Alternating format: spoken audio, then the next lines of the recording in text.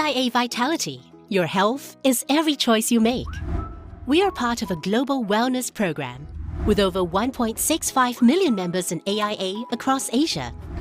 And in Singapore, we have more than 100,000 members on AIA Vitality. Members live healthier by knowing their health through online health assessments and screenings.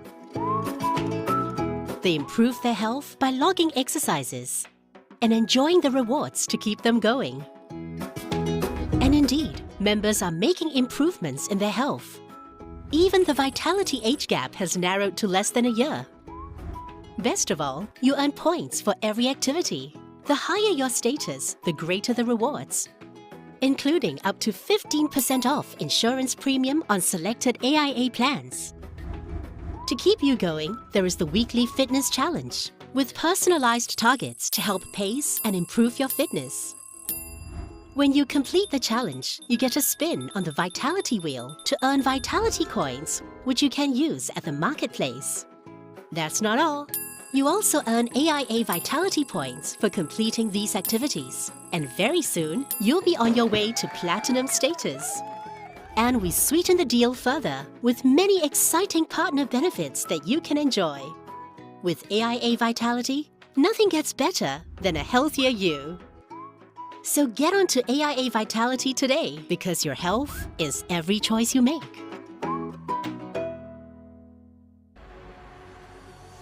It's the last round before the international break in the AIA Singapore Premier League, and our feature match pairs two teams who scored 10 goals between themselves last weekend.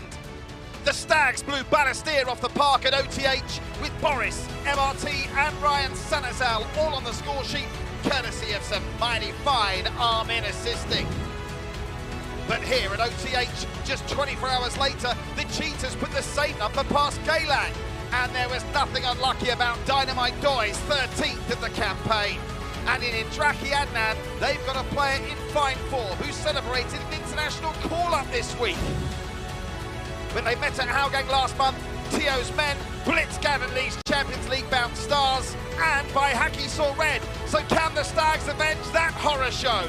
We're about to find out. It's Tampines Rovers versus Hougang United, and it's live.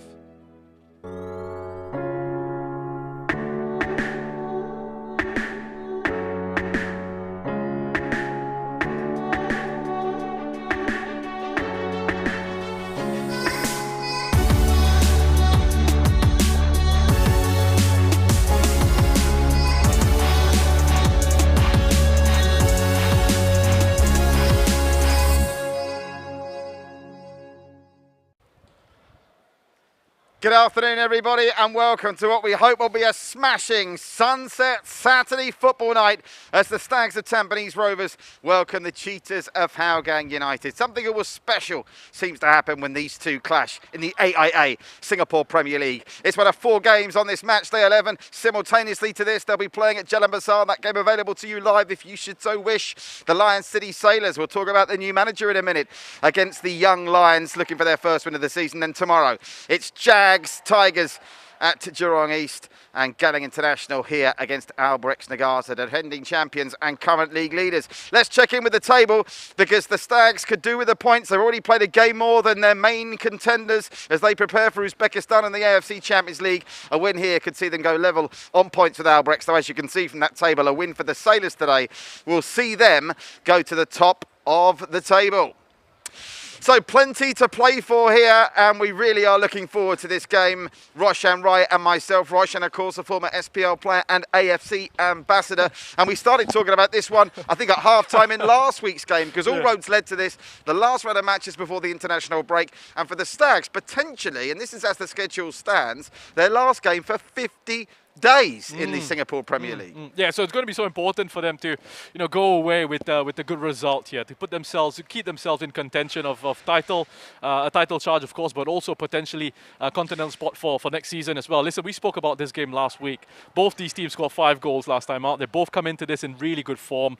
Wonderful attacking quality across the park here. I'm really looking forward to this one. Yeah, it should be a cracker. Don't go anywhere. Don't forget as well, at the same time as this, available to you on Singtel, StarHub, AIA Singapore Premier League Facebook page, and 1 Play Sports is the Lion City Sailors game against the Young Lions, and it would be remiss of us not to mention the appointment of their new head coach, Kim Do-hoon, who is an AFC Champions League winner with Ulsan Hyundai. I mean, it's some replacement, expectations sky high. Were you shocked when that came through? Yeah, really shocked, really surprised, pleasantly surprised. I think it's incredible what they're doing over there at the Lion City Sailors to bring in a name like Kim Do-hoon. I mean, this is a step up from Aurelio Vidmar. No disrespect to Aurelio Vidmar, you're bringing in an Asian champion, an AFC title-winning coach, someone who's coaching at a very high level with Ulsan in the K-League as well, coming close to winning the title, falling short a little bit, but absolutely incredible. It's going to be interesting to see how he gets on culturally. I was just going to say that. With the players here, though. I'd like to be in that first training session when the boys get used to training Korean style. Should be interesting. Best wishes to all at Lion City Sailors with that appointment, of course, coming off the back of Haris Harun. Right, the Sailors in action. You can catch that one live here. Understandably, we focus on the Stags and the Cheetahs. Tampines are in a decent run of form. You have to go back to that 2-1 defeat away at Albirex Dagata when they were a little bit lacklustre after taking the lead for their last loss. They're unbeaten in 5. They'll be disappointed to only draw against Tanjung Pagar United, but of course Hougang can only draw against them of late. But that's a fine run of results, really, including that come-from-behind draw against Albirex. It is a fine run, especially as you mentioned that point against Albirex. So important, a very late equaliser in that game. What we look at from here is we're looking at the fact that Tampines can get goals. They can absolutely punish you. Yes, they will concede some as well. They will give you opportunities. But just with the qualities that they have in those attacking areas, the likes of Kapitovic already with his 11 goals this season for them, leading the line really well. It's a sort of classic target man. And Amin Bosniak as well. Yeah, the result was never in doubt, really, once Boris gave them that early lead. They've scored in an incredible 45 straight matches. That's the league high. I just worry that it's going to be broken at some point. They did allow Balestier to get back into it briefly after Ryan Sanazal brought down Zuzu, who converted the penalty. But after that, it was one-way traffic, including a couple of goals for the new young superstar, MRT, Mark Ryan Tan, who incidentally doesn't play today. He's on the bench. Yeah, look, I think he's a young player who's got plenty of quality. He's got a big future ahead of him. It's great to see him getting on the score sheet as well. It helped with his confidence. He's playing with a lot more experienced players. He's certainly developing his game a lot. So it's good to see. I mean, these younger players, we talk about these younger players coming through. It's great to see them being given opportunities and taking those opportunities, developing their game and, contributing in terms of the goals and the assist numbers and things like that, because that is important as well. Arguably, these are the two best coaches at the moment, for my money, Clement Teo and Gavin Lee, in developing these young Singapore players coming through. None of them seem to regress. They all seem to improve. Let me very quickly verbalise that team news, because Anders Appling comes in for the suspended Lionel Tam for Hougang. Also big news, Gilberto Fortunato. We haven't seen him for a couple of weeks. He's on the bench for Hougang. And I mentioned Mark Ryan Tan is out. Baihaki is in. Yasser Hanapi restored to the starting lineup. And Amaral comes in, I think, to try and take care of Adraki. We'll watch that one unravel. Lots of creativity in Tampines. Armin Mehmedovic joined top of the assists table, 6 each. A hat-trick of assists for Armin in that game we just saw. Yeah, I mean, his numbers were boosted by those 3 assists he got against Balestier. Really enjoys himself. I mean, he's a very different player from what they had last season or last time with Jordan Webb. He's not the kind of guy that's really, I think, going to take players on, take it towards the byline. He's always looking for that earliest opportunity to try and get it on his right foot, swing crosses in for Kapitovic to go and attack. Sometimes he will cut onto his left, look for crosses to come in, but he certainly will be an outlet. Mehmedovic has been excellent for them. I prefer him in a central position. I think that's where he can really do his damage. He seems to have taken on a little bit of a free role at times as well, which seems to be working really well for Tampines. Yeah, that Mehmedovic-Nakamura midfield pairing, I mean, it is dynamic. That's the word to describe it. Incidentally, last time they lost here in the league, Tampines Rovers, was against Hougang last season, when Hougang took an early 2-goals lead of Farhan Zulkifli and Sahil with what I remember was a pretty special free kick here. Stags could never get back into it, and as Hougang proved, they do like our Tampines hub quite a lot. We saw that last week, didn't we? Yeah, look, scoring goals for fun here last time out. And they're a side who are in a pretty good run of form as well. If you look at the last 5 matches, there's that 1 defeat, 3 wins, 1 draw, and that 1 defeat, a closely run match between the Lion City Sailors as well, just losing that 1-0 by a very special Diego Lopez goal. But here they were quality. I mean, in those forward positions, strategically, in terms of the tactics, when you look at this game, it was all about playing quick, direct balls straight forward. They waited, they baited Geylang into trying to attack them at times, and then they were very quick and very direct. And because of the pace that they have in those areas, Adraki, who's been having a really good season for them, was always a threat. Tomoyuki Doi with his movement across the lines was always a threat. Shawal Anwar dragging out into this left-hand side and creating chances and opportunities in those positions was a threat as well. Quick sign-off for Silvano Convalles, who got an assist there and then scored what would be his second and last goal in Singapore football. He's back to Holland, unfortunately. Won't be spending any longer at Gelling International. And as we see the icing on the cake from Tomoyuki Doi, going back to Adraki Adnan, congratulations to him. Marvellous that he got his international call-up, because it does prove, doesn't it, that Tatsumi Yoshida is watching the AIA Singapore Premier League. That's a worthy call-up, and I'm sure a wonderful article by Dipan Raj Ganesan in the Straits Times in the week, giving you the background to Adraki with that. I didn't know he was a black belt in Taekwondo at 15. I won't be arguing with him anytime soon, but I'm sure your late father Adraki is looking down on you with great pride, and that's a call-up that's very much warranted. Yeah, I think so. I think, again, he's been very consistent. He looks hungry. I think he's always a threat in those attacking areas. Very lively. He's got good speed, good pace. Looks the one to take defenders on. And he works as well without the ball. And I think that's really important. We saw him against Geylang. We've seen him this season work very hard to try and win the ball back for his side. Double up at times defensively alongside Nazrul down that right-hand side. I think we see his creativity in front of goal and in the final third, but something that really stood out for me last week, and it has been picked up on, there was a clip of it, I wouldn't say it went viral, but people were paying attention to it. That time when he lost possession to Barry Maguire and tracked back and put in a stunning tackle, which he was penalised for, but it wasn't a foul in a million years. It was a good challenge for him. It was unfortunate. But look, he's getting himself into good goal-scoring positions. The coaching staff has spoken about how he's a hungry young player, and they've got loads of those at Hougang. So it's great to see. Getting an opportunity, he certainly deserves that call-up on the international stage, and getting a chance to see up close. Yoshida gets a chance to see up close what he's all about. And when we look at Unleash the Roar and what we aim to do, and the national team is ultimately the main prize at the end of it, I think it's important that young players are given their opportunity. So well done to Tatsumi Yoshida. Congratulations to Adraki. More of that, please, young players coming through after starting their stuff here. Now, Rise Eye, you told me, I think, after an hour of the last week's game you wanted to focus on, can only be Tomoyuki Doi. 13 goals and some form, because he's coming up with assists as well. I think it has to be him, right? We'll start with the numbers straight. 13 goals, 4 assists, as it's said there. He's got 63% of his shots so far this season have ended up on target. He's got the most goals in the league from outside the box. He's got a 28% conversion rate, which is the best among the top 5 goal scorers in the league. He's also scored 48% of Hougang's goals this season, and that's the biggest contributor amongst the attacking players in the top 4 in the SPL this season. His movement across those attacking positions is outstanding.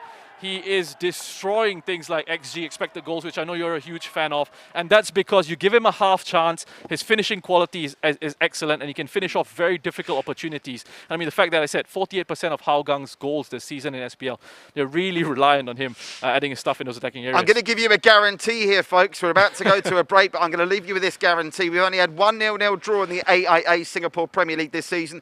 It won't be the second one here. These two teams, between them, 22 players across both teams, 11 each, have got on the score sheet. That's a league high. To put that into perspective, Albrechts and the Lion City Sailors only have 8 goal scorers apiece. There's goals happening here at our Tampines hub. There might be no fans here. Stay safe, wear the mask, stay home, stop the spread. You've got the best seat in the house. The action's just moments away. Stay with us, live from our Tampines hub.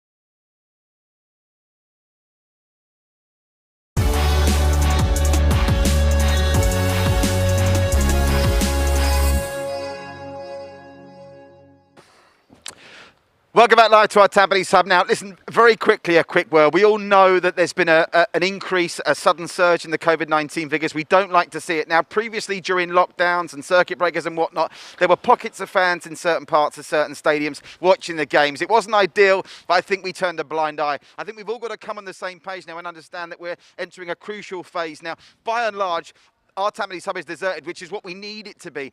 There are a couple of fans loitering around, and let me tell you now, in case you're thinking of going to a game tomorrow, there are security personnel and ambassadors moving them on. So don't come to the games. Stay at home. Stay home. Stop the spread. I promise you we'll give you the best seat in the house watching it with us live here. And Roshan and myself, more than anyone, can't wait to welcome you back into the stadium. So stay home and please tell your friends. Watch it on the TV or on your devices. Right, back to the build-up to Tampines and Hougang. Let's look at the last five between these two because there have been some absolute barnstormers amongst this little lot. And it's a game that's had red cards of late. See that 3-3. What a game that was. The Stags were down to 10 men in that.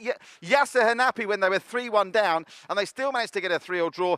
And of course, most recently, we've already talked about that defeat last season that the Stags suffered the 2-1 loss after Hougang went 2 up early. Earlier this season, the Stags are beaten again, and there was a red card here for Tampines. And it wasn't one of those games that what we're about to see here at Roshan, where you say, oh, they were down to 10 men. They were already 3-1 down and beaten when Bahaki went off. Yeah, I think so. I think, again, they played this spot on. And this is a great example of just what Tomoyuki Doi brings to his side. His ability to finish off chances from outside the box. You just saw Bahaki there dropping off, giving him that time and space to set himself up for a shot at goal. There he was with that finishing, with his intelligent movement across that forward line, which is what he's been really good at. Tampines tried to get themselves back into the game, but ultimately it was Hougang that deserved this win.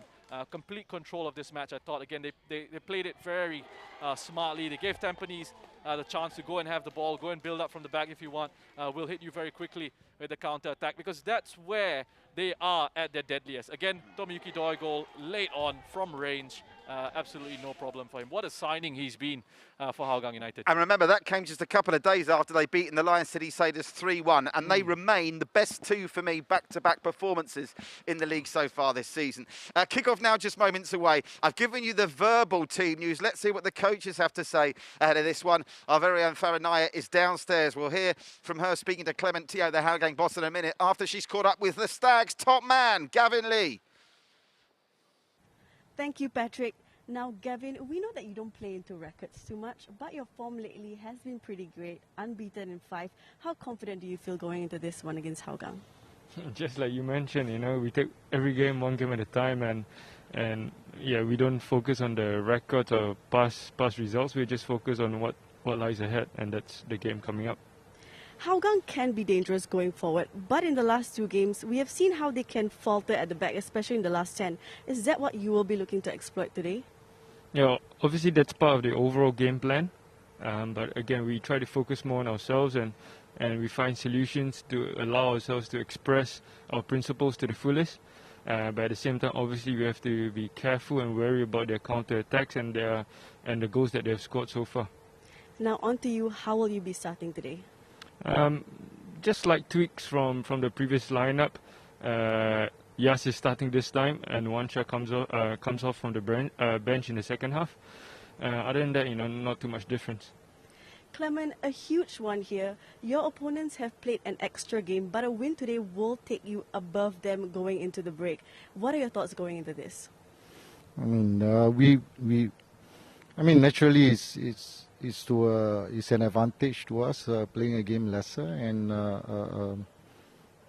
if we come out with a victory, and naturally we will be very pleased. It's going to be very tough. Everyone knows that Tampines is a very good side. Naturally, they will look back and say that, okay, now you have beaten us, and now we want to come back stronger. Yeah, they definitely will come out and play to the best of their abilities. And okay. Like you said, it would not be easy, but what kind of a challenge in particular will you be expecting from them? Naturally, they will be they will be more focused. They have seen us play in our last couple of matches. They have seen our weaknesses, and naturally, they will try to strike on our weaknesses. No team did the double over Tampines this season or last season, I don't think. They could become the first ones in quite a while. By the way, Clement Teo, he is a bit poorly, I think. He had his second jab, but I think it's knocked him for 6 a little bit. But he's got Firdaus Kasim, his new official assistant coach, alongside him. Always difficult to pick any points of what the managers are saying. Anything you've picked up there? Yeah, I just think, from what Gavin said, and I think it's what we expect in terms of how the game is going to flow tactically, what the rhythm is going to be like. I think we're going to expect Tampines to be the side that wants to build out from the back with the players that they have, the style of play that they've got, and Hougang are wanting to look at trying to exploit those spaces on the counter-attack. Options off the bench, the free-scoring Taufik Sapano is there. Mark Ryan Town with this couple last week. Daniel Bennett's always there to shore it up. Irwan Shah can probably consider himself unlucky to be not really dropped, but just interchanged out. The two changes, Yasser Hanapi coming back in, the skipper. Remember, he was red carded in that 3-3 here 3 seasons back. And Amarul Haikal comes in, I'm pretty sure, to try and stick to Adraki Adnan. That's going to be a battle we'll have to keep an eye on, Roger. Yeah, it's going to be an area that they're going to look out for. And if Madhu is playing at right back up against Shawal as well, he's going to have to keep his eye out on his international teammate. Now, Hougang just make the one change, and it's enforced because Anders Aplin, who's a great person to be able to bring in all that experience, comes in to skipper the side in the absence of Lionel Tanu, suspended for 1 yellow card too many. But I suppose, again, you have to mention it. Gilberto Fortunato, we haven't seen much of him yet. What we've seen looks good. And after what seems like an age out, he's back in the matchday squad with a chance to shine just before the international break. Great to see, great to see. I think he forms a very good partnership with Tomoyuki Doi, and it's good to see him at least fit enough for a place on the bench. That's a good-looking bench for Hougang in terms of options, in terms of how they can sort of change it around if things aren't going their way. So the stage is set. Your last chance to see the Singapore representatives in the AFC Champions League before they go to Uzbekistan to fly the flag for the country. They won't play another game in the AIA Singapore Premier League for 50 days. Can they hit the bullseye tonight against Hougang? We're about to find out. Stay with us. When we come back, it'll be the teams out and kick-off live from our Tampines hub.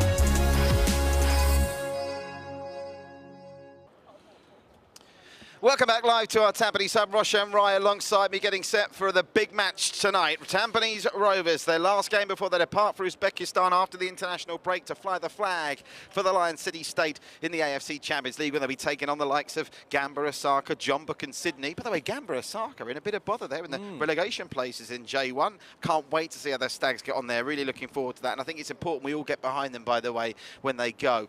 But this means, with the Champions League looming, this is their last game for nearly 2 months. It's the last game for just about a month for Hougang before the international break and the various quarantines that's going to bring about. And we must mention, with that international break in mind, Roshan, 7 of Tatsumi Yoshida's squad on display today. 3 for the Stags in by Haki, Madhu Mahana and Yasser Hanapi, and 4 for Hougang in Hafiz, Shawal Anwar, Nazron Azali, and of course Idraki, who we've already touched upon in his call-up. So plenty of quality on display both for club and country tonight.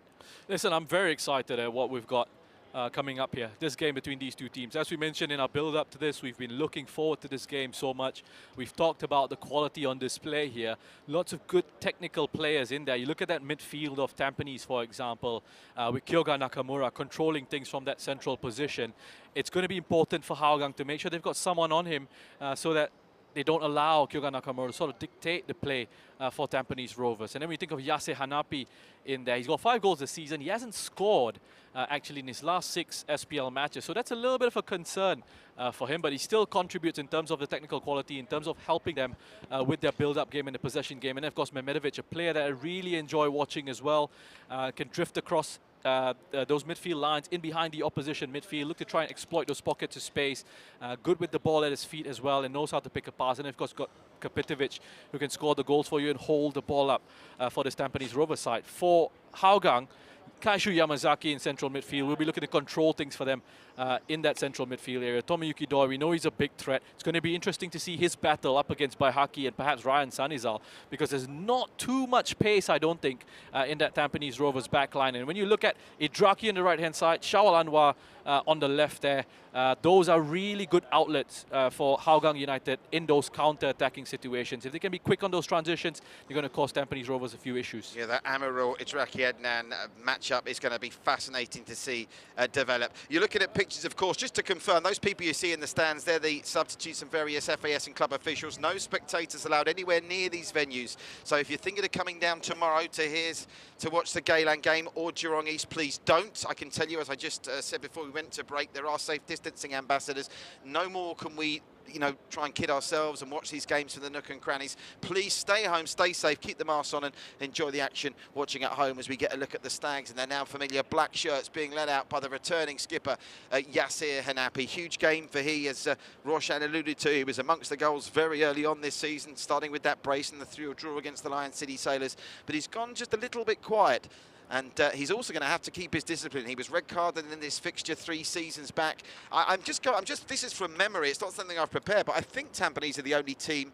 I know Daniel Bennett's red card was after the final whistle against Albirex. I think they're the only team to have 2 red cards this season, because obviously Baihaki got sent off in the reverse of this fixture. Dan Bennett gets sent off against Albirex. I mean, it's obvious. It sounds stating the bleeding obvious, but they need in a game like this to have the full complement. Discipline's going to be key. And also interesting to see whether Hougang adopt the same attitude they did against the Sailors, which is quite clear, to keep it tight, or will these two teams try and play a game of free-flowing football? Because if they do, we could have 7-8 goals here today. I think there will be spells when it's going to be open. That's just the nature of a football match, right? Because you're going to have situations where Hougang will be looking to sit back. Of course, they will at times try and close ranks and try and use and invite Tampines Rovers onto them. And then when they do try and hit on those counter-attacks, that's when you're going to see the team start to stretch out a little bit. And then there will be those spaces that teams can exploit. And that's when you see the match perhaps opening up a little bit more. I mean, it's great for the neutrals, a nice open match, both teams going at it in an attacking sense.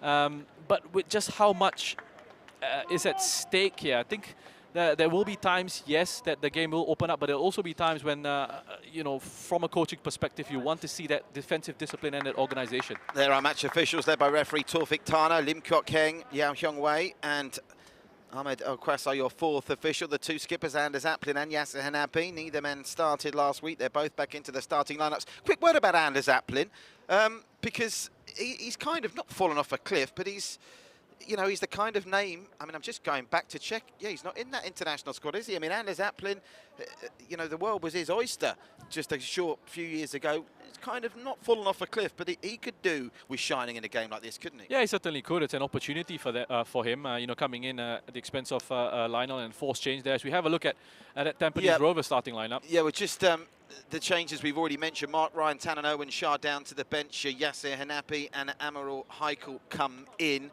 Obviously, Taufik Sapano, an option on the bench. Big option on the bench for Hougang. Gilberto Fortunato's first appearance for over a month. And the other change enforced, Anders coming in for Lionel Tan, as we've mentioned. So, again, 11 goal scorers amongst the matchday squads in both teams here. Plenty of players that know what it's like to score an SPL goal. Gavin Lee, all smiles at the moment, doesn't really give much away, but he'd have emphasised that the guys, whatever happens, they're going to come back from the AFC Champions League playing catch-up. So games like this are a must-win, really. A draw doesn't suit them in the context of what their end goal is for this season. Yeah, look, again, when you look at where they are in the table, they're there. They're expecting to be challenging for the title, and I think those are the expectations for Tampines. If not the title, then they've got to try and secure a spot in the AFC Cup, or finish as if a foreign side wins it. If Albrechts Negata going to win it, then you want to be that local side that gets your opportunity in the AFC Champions League for next season. So with Hougang hot on the heels, with Tampines going away, as you mentioned, and coming back, having to play a little bit of catch-up, they will know how important this game is. And of course, there's also going to be, in the back of their minds, a little bit of that sense of revenge, of wanting to show they're a lot better than they were when they got hammered by 5-1. That was an extra special long huddle by Tampines pre-match. You can tell you they're already underway at Jalabasar. Sailors, Young Lions will keep you up to date with the scores as the goals go in there. Here, though, we concentrate on Tampines Rovers against Hougang United. It's second in the table. Up for grabs for Tampines, depending on what happens with the Lion City Sailors. Third against fourth as it starts here. Tampines in the black, playing from left to right. Hougang in the blue, playing from right to left. And the very impressive Maksat Dexbeliev, who we've talked about in previous broadcasts extensively, but he's been a real find. How will he cope alongside Anders Aplin now? His regular partner, Lionel Tan, misses the game through suspension. It'll be an early touch as they get the ball back to Ridwan Barudin. I already expect Hougang to just put Idraki and Shawal as wide as they possibly can. Look for those switches. Great strength to win the ball there. And they've already got a chance opening up for Shawal Anwar, who's through on goal. And that's a very, very important block by Madhu. What a start that would have been for Hougang, and it very nearly came off. Again, it's just very quick. A direct ball up top into the midfield, and then look to try and play it forward very quickly. Just have a look at his drops here. It's that run from midfield. From Hafiz, once again, those deep runs, late runs from midfield. It's just not enough on that ball, on that pass through Shawal. Needs to go in front of him there, so the momentum of the move can carry on forward. Just gets it stuck underneath his feet a little bit. Gives Madhu Mahan an opportunity to put in a good challenge. And an early influence on the game for Adraki Adnan already, who looked lively there. Corner comes in, it's a right old muddle in the area.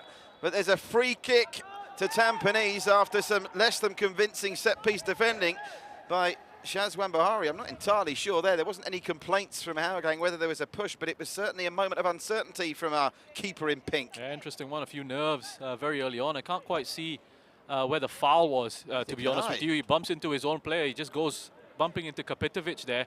Let's see if we can have a closer look here. I don't see anyone who's really fouled. Perhaps Maksat and Baihaki. Perhaps that's what he's blown for. Meanwhile, back with the live action, and back it goes to Ridwan Barudin.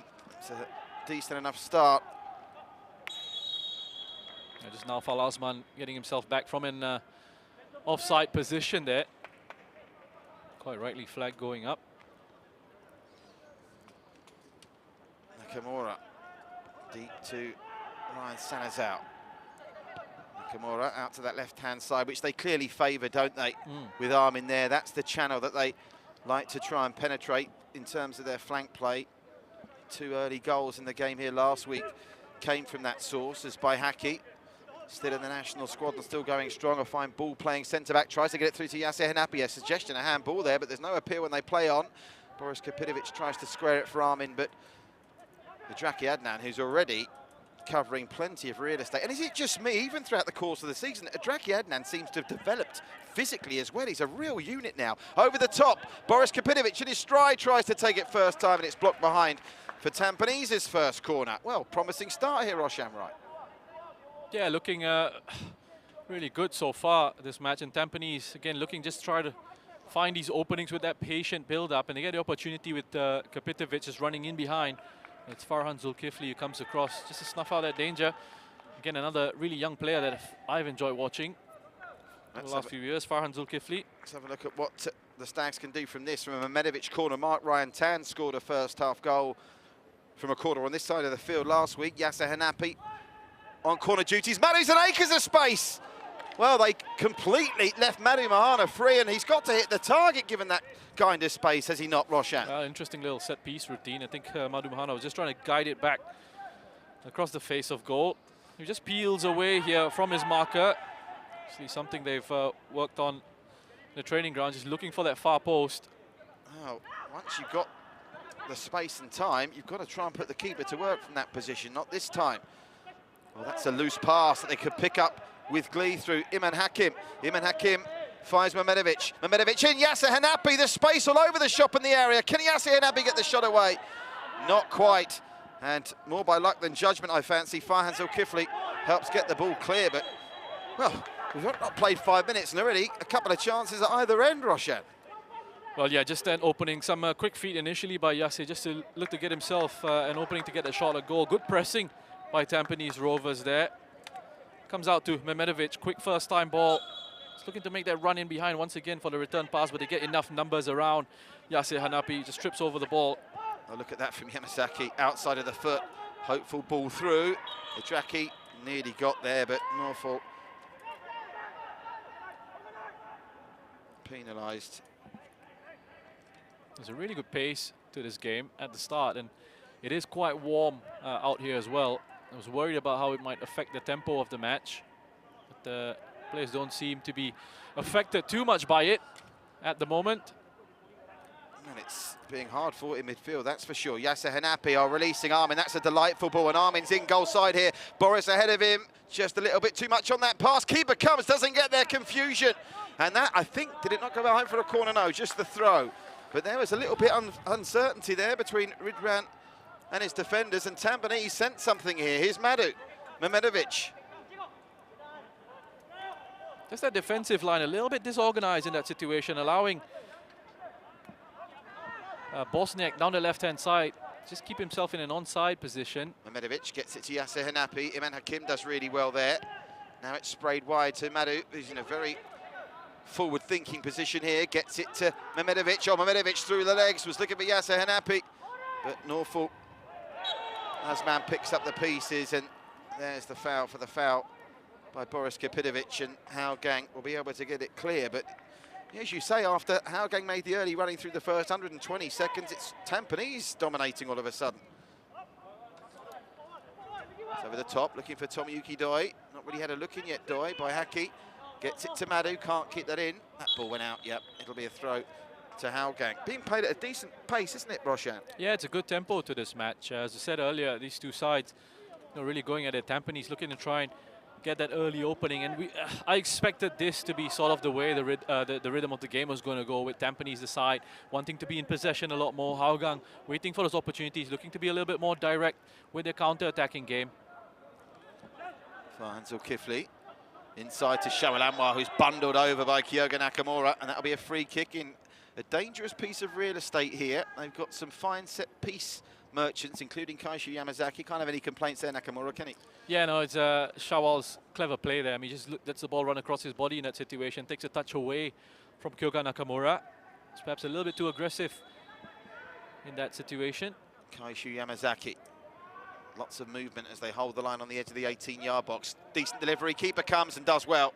Shazwan Bahari, who was a little bit uncertain with that earlier corner, redeems himself there to get some confidence back.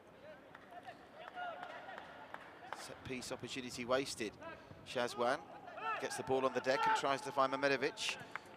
Pretty thankless task. Mehmedovic trying to do anything with that ball. And it's out for a throw.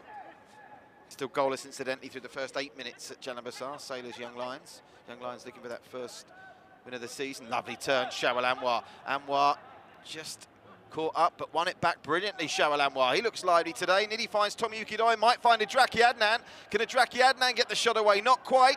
Goes down, and it will be another free kick, and this really is dangerous territory. After wonderful work from Shawal Anwar, he looks up for this today, Roshan. Well, that was initially really good patient defending by Amirul there, just as it comes across. Wonderful work by Shawal down that left-hand side. Here, I like the way Amirul actually defends this initially, and then he gets a little bit of rush of blood to the head there. You look at how he just stands up here. He forces the mistake from Idraki, and then just there, as his back is towards goal, it's okay. Force him backwards if you can. Instead, he barges into him, and it's given Hougang an opportunity here. Free kick in a good position with the quality that Tomoyuki Doi has in terms of his shooting from outside the box. Well, it's 8.5 minutes gone. He scored with the last kick of the game here last Sunday. So he's only gone 8.5 minutes at our Tampines hub without a goal completely. And you can be sure with that right foot, he would have probably preferred it to be on the other side, but it's still in range for Tomoyuki Doi, the league's leading scorer. looking for number 14. Doi! Straight in the breadbasket of Shazza Bahari. Somehow managed to navigate the wall, though, Roshan. That was half the battle. The second half of the battle, either side of the keeper, he couldn't win. Well, he positioned himself really well there. Shazwan to make sure he got hands to that. Just on the outside edge of the wall there. Looking at that again, just Tampines' distribution, trying to play it out from the back, is broken down too quickly for Gavin Lee's liking. I'm sure that's an area in which they're usually very good. So, attempted turn gone wrong for Hafiz. Mehmedovic picks up the pieces. Nakamura over the top looking for Yasir Hanapi. And that's Maxat with that no-nonsense style of his, belting it out for a throw. So chances at both ends through these early stages. Nakamura, Mehmedovic.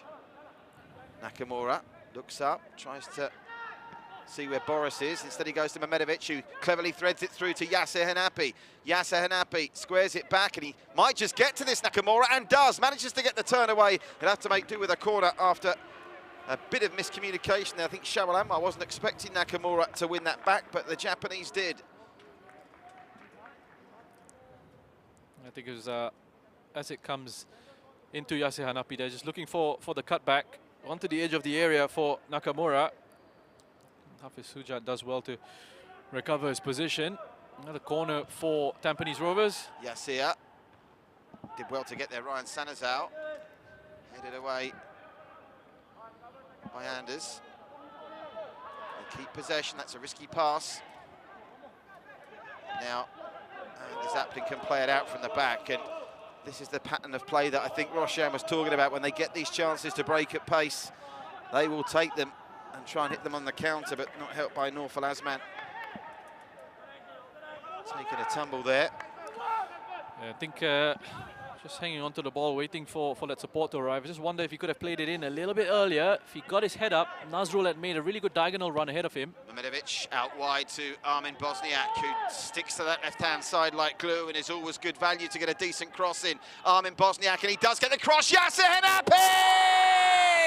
Another assist for Armin Bosniak, and Yasir Hanapi is back in the scoring style. 6 for the season, and the Stags get the breakthrough in the 12th minute. And how many times have we seen that at our Tampines Hub this season? Armin down the left, and the next thing you see, the ball in the back of the net. Roshan right. Well, you just have a look at Armin's position initially as well. He's hugging the touchline. He wants to use that space. A beautiful diagonal ball arrives into him, and he's got all the time in the world, really, to drive it towards the touchline. Nazrul doesn't want to put a challenge in, gives him that space to put a cross into the box. And when you put a cross into the box like that, Yasir Hanapi standing in acres of space. It's a simple enough header in the end, and he breaks his 6-match SPL goal drought with a lovely finish. Yasir Hanapi's first goal since his brace against the Young Lions in that 7-0 win. And what an important goal that is in a game that Tampines potentially looking at no more AIA Singapore Premier League games for 50 days, may even be longer the way these quarantines and things work out. Although maybe when they top their Champions League group in Group H, they'll just stay in Saudi Arabia to the knockout stage. Meanwhile, chance in Tracky to get them right back on level terms, and for once the youngster fluffs his lines. Should have scored, Roshan Rai. Should be 1-1 straight away. Yeah, that's a big opportunity, big chance for Hougang to get themselves back on level terms here. I mean, he's done all this hard work. You know, we spoke about, highlighted how he does the work off the ball. He wins it back. He just scuffs his finish straight into the arms of Shazwan. Perhaps not on his favourite right foot there. Fazil Kifli manages to win it back with assistance from Hafiz, but illegally as the referee. Taufik Tana gives the free kick the way of the Stags. Should say, the Stags' record when they score first this season isn't what you call flawless. They did, of course, get the opening goal in that last defeat they suffered against Albirex before losing 2-1. Really sets this game up nicely now, though. Both sides looking not exactly bomb-proof as Madhu Mahana is released down the right. If he can keep this, it'll be impressive. No, just couldn't get to it before it crossed the whitewash. And Hougang get the throw.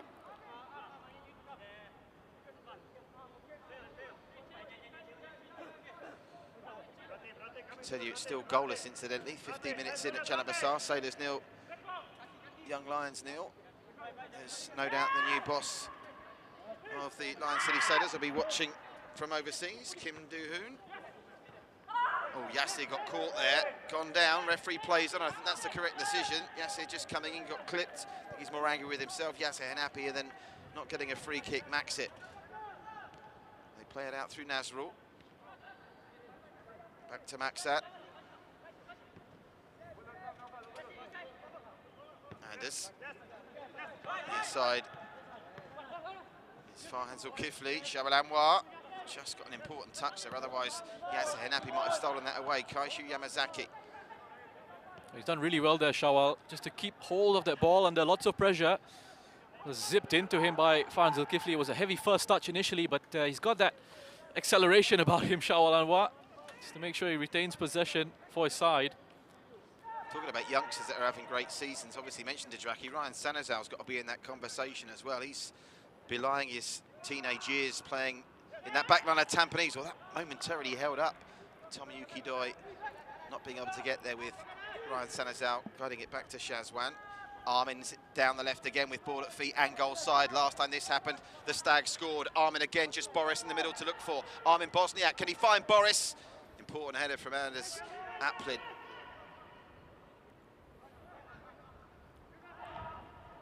But Hougang will give up the throw to the Stags. But he's got a nice new snazzy haircut, Armin Bosniak, and he's got another assist. That takes him to outright leadership of the assist table. 3 last week, 1 already today, 7 for the season. There's been some conjecture about how you calculate assists. Please don't start telling me you're going to start XGing the assists as well as the goals. I mean, it's an interesting one because sometimes players don't get an assist when in the build-up they deserve one. I mean, the old-fashioned rule is it's got to be the last touch before the player that scores touches the ball, and he's only allowed 1 touch, correct? Well, you know, Patrick, if XG annoys you, don't get me started about XA. Oh, my word. Here's Shawal Anwar. We'll leave that conversation for a minute. Shawal Anwar, where they're getting openings, aren't they? But the 3 chances they've had, the shots that have come in have been straight at Shazwan Bahari. Again, Shawal Anwar, who's looking lively, could have done better, Roshan. Yeah, again, it's just him stretching out onto that left-hand side, looking to use that space, attack Madhu whenever he can, or attack those spaces in front of him. It's that switch from Kaishu Yamazaki. As it breaks down in midfield for Hougang, he just looks to play that quick switch in behind. And it's Tampines now looking to try and exploit space that opens up. And Anders does really well just to come across. Lovely bit of play there between Mehmedovic and Boris Kapitovic. That attempted 1-2 didn't quite come off, but the idea was nice. And takes the pressure off the Stags a bit, getting that opening goal. But this game's already playing out like a match where even a 2-goal lead wouldn't leave you really secure. Bearing in mind the Stags came back in this fixture a couple of years ago. Yasser Hanapi still on the ground, and Nakamura plays on and takes a shot from fully 35 yards out. It's already scored from further out than that this season with that audacious goal over Dylan Pereira's head when they faced the Young Lions. And not a bad idea, you know, to take that quick free kick. Tampines, Kaishu Yamazaki was out of position. He was the one that committed that foul on Yasser Hanapi, and he took it very quickly. Space opened up for Nakamura to have a shot at goal. I've already seen him score a couple of long-range strikes, Kyoga Nakamura, against the Young Lions this season. Yeah, he's lethal when he's got his radar in from range. Not that time, however. Just to remind you as well, the league table as it stands, long way to go this afternoon, of course, and Albrecht's to play tomorrow. And with any league table as it stands, and this is another ongoing battle we have, I really think now, in a season that's 21 games, we're crossing over, it should be pointed out, the halfway mark. Tampines already over the halfway mark, having played 11 going into today. This win at the moment would take the Stags level on points with Albrecht, second by virtue of goal difference. I should say, yeah, second, and it would drop. Oh, here's Doi! And an important block by Haki. I should say the Sailors in second if they continue with only a point against the Young Lions. Chances are coming Hougang's way. Tampines can't keep gifting the likes of Doi Adraki and Shawal Anwar these openings in space, Roshan. Well, nice build-up down that right-hand side. Quick 1-2 between Idraki and Kaishu Yamazaki there. And it's this early ball that causes all sorts of issues. Just as it falls back to Tomoyuki Doi, Bahaki Kaizan gets himself in the way. I mean, imagine if you're a defender, half clear an opportunity or a cross that comes in, it falls to Tomoyuki Doi. Yeah, you're not going to be able to get away with that too often. Nazrul's throw comes to nothing, but they do at least maintain possession as we're rapidly approaching the 19-minute mark here. It will be a hydration break midway through the first half. Hope you're safe and well wherever you're watching at home. Stay home, stop the spread, keep wearing those masks when you're out and about. And let's all work together to get this virus beaten. And well done, by the way, to the Football Association of Singapore, the Singapore Premier League authorities and Sports Singapore for coming together to get these last couple of rounds done and dusted before the international break, which means hopefully by the time we come back with AIA Singapore Premier League action in June, we might be able to welcome fans back again. I say June, of course, it's early July we're back. June's a dark month with the international break and the still unconfirmed AFC Cup groups here containing Geylang and the Lion City Sailors. And of course the international team, the men's senior team, away on Tuesday to Dubai for a training camp ahead of some very important games, including matches against Palestine and Saudi Arabia. Some tough tasks ahead for the national team. Shazwan looking for Madhu there and finding him, and Madhu with a brilliant header. Looking for Boris. Yasser Hanapi. Madhu. Yeah, some good, strong 50-50 challenges coming in. Nice battle there developing between Madhu and Shawal. And Boris Kapitovic has been working very hard in that lone striker's role when Tampines don't have the ball as well. He's been trying to put pressure on Kaishu Yamazaki, not giving him time to dictate. But here he is once again, one-on-one against Nazul. Gets help from Idraki on this occasion. Yeah, Armin again on the left with too much time and space. Here's Boris, lays it back to Madhu's 6-yard box. He tried to square it across the edge of that 6-yard box. Hougang get the important block, and here's Shawal Anwar, who's had pace to burn all afternoon so far, and goes again, Shawal Anwar. Idraki is an option on the right. Tommy Yukido wanting it played through a maze of players. That was a bit optimistic. Here's Norfall.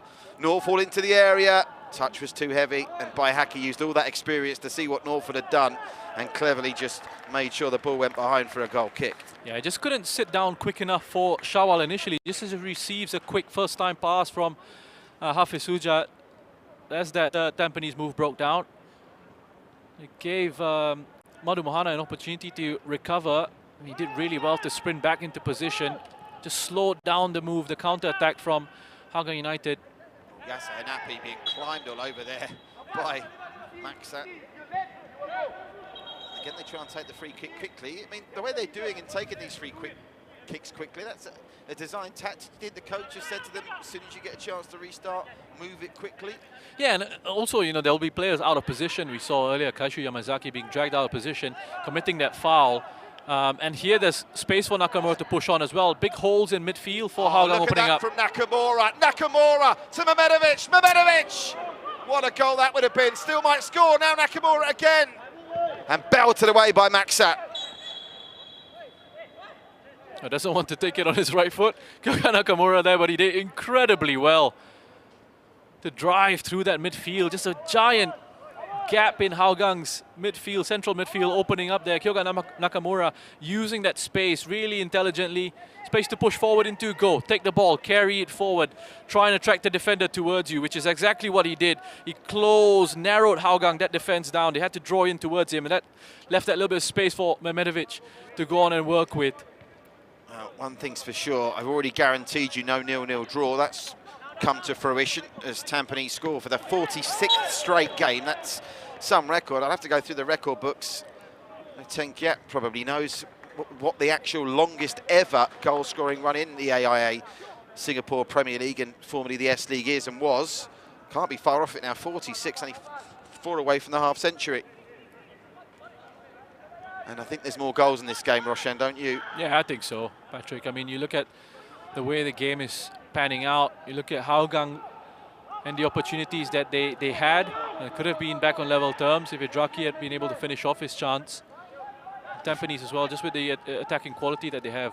They'll always create opportunities. Still a long way to go. And of course, if you're just joining us, Gilberto Fortunato on the bench for Hougang's been missing with injury for over a month. He's only got 1 goal so far in his tenure. That was a goal against Geylang, and that come from behind 4-1 win on match day 2.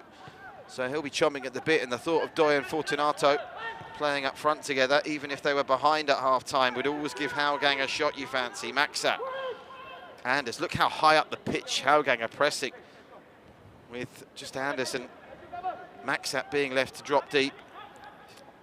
Needed to go from Naufal quickly into Kaishu because Hafiz Suja was actually in behind Tampines' midfield there. Oh, that's a miscue by Haki. Covered brilliantly by Ryan Sanazal, who's on the deck. They play on through Boris. Here's Yassir. Ryan Sanazal still down, by the way. Must score, how's he not? He wasn't expecting it. If he'd have reacted a shade quicker, he could have just prodded that home. As it is, it came off him, and he didn't know too much about it, into the hands of Ridwan Barudin. Well, they've got a big problem here down this side of the pitch. Bosniak is enjoying himself a lot against Nazrul Nazari. There's far too much time and space for Bosniak to just try and make his moves in these areas. They get away with that one, Hougang. You're always looking to try and exploit Hougang down that side of the pitch, always looking to get those diagonal balls into Armin Bosniak. Well, there's enough chances, really, to have half a dozen goals. Probably 4-2 to Tampines it could be at this point. As it is, they only lead by 1. By Haki. Look at the space again, Mehmedovic. They've got acres of space to play with in midfield. That's a foot race. Boris Kapinovic, well, he's taken advantage of a slip from Anders, who's looking for cover. Mehmedovic is behind if he needs him, Boris. Mehmedovic, one touch, tries to get the shot away, fashions it brilliantly, deflected behind for another corner. And that was a very important block. The time and space that the players are getting in the middle of the park on both sides is astonishing. Really good technical quality. Again, Mehmedovic displaying that in that tight space, gets surrounded by 3 Hougang defenders, so is able to turn away. Janabasar, Lion City said is Neil Young Lions, Neil. This, I would imagine, will be the last action before we take the hydration break, midway through the half. Yasser Hanapi to take corner number 3 for the Stags. By Haki, nearly got on the end of that as well. But it will come off by Haki's head and out the other side for a throw, and that will bring about the hydration break. Referee Taufik Tana sending the players to take on some liquid in what's a breezy but humid afternoon here on the east coast of Singapore. And Roshan Rai, Tampines probably good value for their lead on balance. Yeah, I think so. You know, they've had the better of the openings, the better of the opportunities in the opening 27 minutes or so. Armin Bosniak getting lots of joy down that left-hand side. You can always see him just looking to try and hug the touchline down that side of the pitch, and Tampines will look to try and get the ball out to him as quickly as they possibly can, exploit these little spaces, take Nazrul on in these one-on-ones. You showed him down the left-hand side here. There's far too much time for Armin to get across into the box. And then, of course, as that back line drops off onto that 6-yard area, Yasser Hanapi just has to hold his position on the edge of the 6-yard box there. It's a free and easy header. Let me ask you a question on this. Anders Aplin, is he at fault at all there? Yasser had time and space. Does that goal go in if Lionel Tan's starting alongside Maxat this afternoon? I think what happens psychologically if you're a defender, that a natural reaction and natural instinct is to want to try and defend your goal. So in situations like that, where your back line has been breached, in terms of Armin Bosniak getting in behind that back line, that defensive line, you're dropping off and you're dropping off. Subconsciously, you're trying to defend your goal in that situation. And that's when that little bit of space opens up for an attacker to either peel away or to make a late run from a deeper position to meet a cross that comes in. And that's one of the reasons why cutbacks are very effective in football as well. We restart with that throw over on that far side. I think Tampines and Gavin Neal will probably be disappointed they only lead by 1 here. That's not to say Hougang haven't had chances, but they've enjoyed, I think, the better of it on balance. They only lead by a goal, and with Tomoyuki Doi lurking and Draki capable of exploding and Gilberto still on the bench, it's a precarious lead, particularly in a league like the AIA Singapore Premier League, which is a free-scoring league, Roshan, isn't it? Let's face it. Yeah, it is. I mean, I've been entertained. We looked at some of the recent results, and you look at that across the league, you see lots and lots of goals. Sides that want to play attacking football, want to open up, want to create opportunities.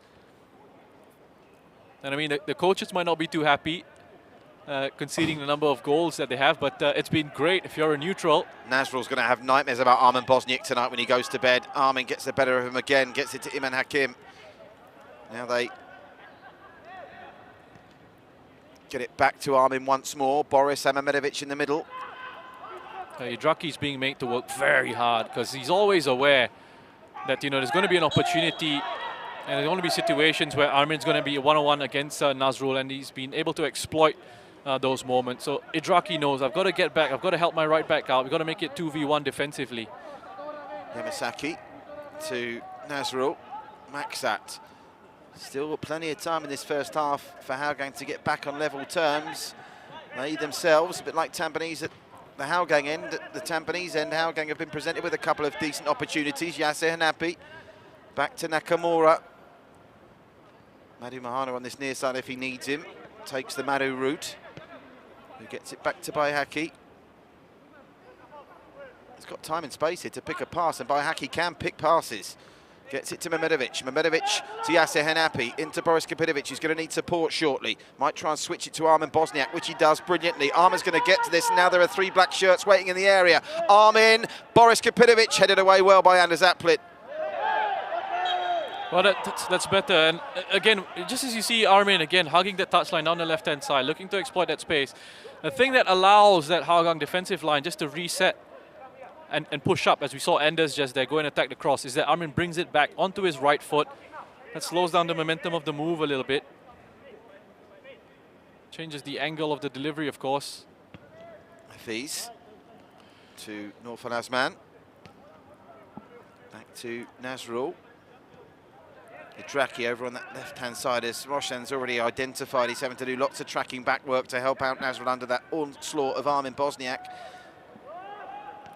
You should see the shot count there. Look at that, 12 already, 7-5 in the Stags' favour, and they've been to coin, what is it, XG, Roshan? Some of them have been decent XGs as well. Nakamura over the top. I mean, there have been decent openings that have been presented at both ends. Am I winning you over, Patrick? Not really. I'm just amusing you. Oh, here's Kaishu Yamasaki. Nazrul. Maxat. Anders Aplin looking for Cheryl Anwar, who takes that brilliantly with a touch and tries to play in Tomoyuki Doi. Doi's through! Oh, and what a challenge that is. I don't know whether it was intentional, but Baihaki's done enough to somehow stop Doi from scoring and not concede the penalty. Work this one out, Roshan Wright. Excellent work by Shawal Anwar there initially, just to play that beautiful pass in to Tomoyuki Doi. And you fancy Tomoyuki Doi to finish this one with the scoring streak that he's been on. That's great defending by Baihaki. It's great defending. I'm amazed there was no penalty shout there. No, he connects with the ball there. He connects with the ball. It's a clean challenge for me. But coming in, he does, but coming in from behind, even if you give a player the slightest nudge like that, you're dicing with danger. But credit to Hougang, they weren't bleating about it. They crack on and try and capitalise on just their second corner of the contest. They caused uncertainty with the first one over the top. Anders Aplin's going to get to this. He's got support arriving as well with the Draki. The thing go is, for a throw. Sorry, Patrick. The thing is, sometimes on a surface like this, if it's not being watered, the ball can just sit up. The movements on it can just be a little bit erratic and can give defenders that millisecond to get themselves back into a position to snuff out a danger. Look at this on the break for Tampines. Armin Bosniak. He's got Boris to his right. Finds Boris. Edge of the area. Boris Kapitovic. Deflected it over. Well, it was goal-bound before the deflection, and it was very nearly in the goal after the deflection. But Hougang survive, and the Stags go coast to coast in less than 7 seconds. Yeah, I tell you what, again, what a counter-attack here. Bosniak looking for that quick ball once again into Kapitovic. I think Ridwan wasn't sure as well if it was going to dip underneath the crossbar there. So it takes a deflection of Farhan Zulkifli. And as it turned out, it was a very important deflection. What about the young Lions, by the way? I wonder what he's thinking watching in Korea, his new team, Kim Do-hoon, being held by the young Lions after 34 minutes. Yasser Henapi, heads up. Thought for a minute Armin was going to get there with his head, but well, they're winning the aerial battles. That's twice, 2 corners on the spin now by Haki with the one before that, and then Armin Bosniak. They're winning the aerial battles there. That's maybe another area where Lionel Tan's being missed, because he's a rock at the set-piece defensive situations, isn't he? Yeah, he is. He's always there to put himself about. Good physical presence in the box. But I think where they are really struggling with at the moment, Hougang, is trying to penetrate through the middle here, trying to play those passes through the middle. Tampines are doing a really good job of shunting them out into those wider positions and then trying to close off the spaces there. And then when they win it, there is that gap in central midfield for Hougang, because Hafiz and Naufal are pushing forward to try and become those numbers, those bodies in behind at Tampines midfield. So you're seeing in the situation now as well, Kaishu's on his own here. There have been a number of occasions where they've lost the ball in those positions, and he's been a little bit outnumbered. Yamazaki takes the free kick to Maxat, who looks for Nazrul down the right. Now Idraki. Idraki trying to get it back to Nazrul, who's as far forward as he's been in the entire match. And they'll get a corner out of this. Assistant referee wasn't too sure. The referee was, and gave Hougang their third corner of the contest. And again, it's that kind of game. 1-0 they lead the Stags, but it's still on a knife edge. You get the feeling, don't you, there's going to be momentum shifts in this match. Several of them throughout the remaining 55 and a bit minutes. I'm sure those possession numbers for Hougang would have gone up a little bit as well. Starting to see them grow into the game on that front and string a few passes together. Kaishu Yamazaki with the corner. Plenty of height to defend for Tampines. Tomoyuki Doi moving. Well, that was a foot up from Yasser Hanapi. It was a handball, there it was. Fortunately for Shawalamor, it struck his hand, and the Stags get the free kick and the chance to clear their lines once more. Yeah, just a little bit unfortunate there. Shawal skips back up off the turf. You had 3 Hougang players actually going for that ball. It's dropped into him. I think from Hougang's point of view, they desperately would almost take it as a moral victory from this point. I think if they went in just 1 down, the number of chances the Stags have had, and they're at the races again. They went. Armin threads it through to Boris. Flag is up here. It won't count. The referee will bring them back. The flag's been up, and the referee's only just seen it. Yeah, I think he was offside there. And, he could be in trouble here. You know, the way he just fell to the turf there. He's holding his shoulder, Boris Kapitovic. It's the collarbone area, It was isn't just it? an awkward fall in that challenge. I'll tell you something. I've broken a collarbone. I'm a bit of a whip. It's the only bone I've ever broken. When you break your collarbone, you know about it. But you make a good point. The impact when he hit the turf there was quite fierce. Again, it's really good work by Armin Bosniak, though, just to break free down that left-hand side, hold off a challenge there, and just hold off the challenge of Idraki and drive through. Hafiz into the feet of Tomoyuki Doi, who gets it back inside his own half. That's unusual. Iman Hakim dispossesses the league's top scorer. And Armin tries to thread it through to Boris again, who may well have been offside, but it's a moot point as it goes through to Ridwan Barudin.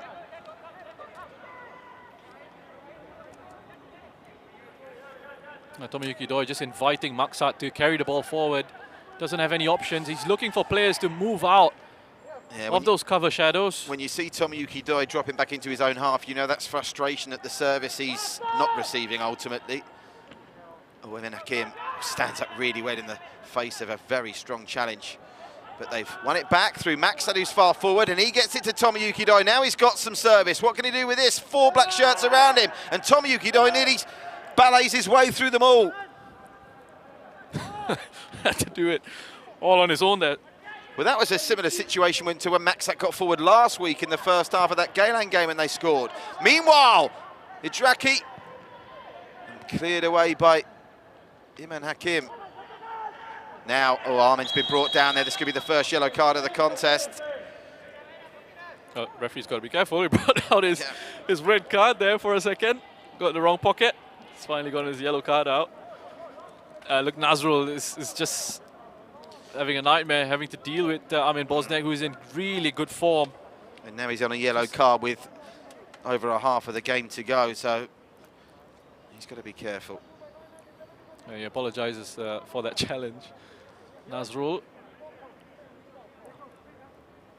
Armin Bosniak, it's the Montenegrin show up front, isn't it, Boris? And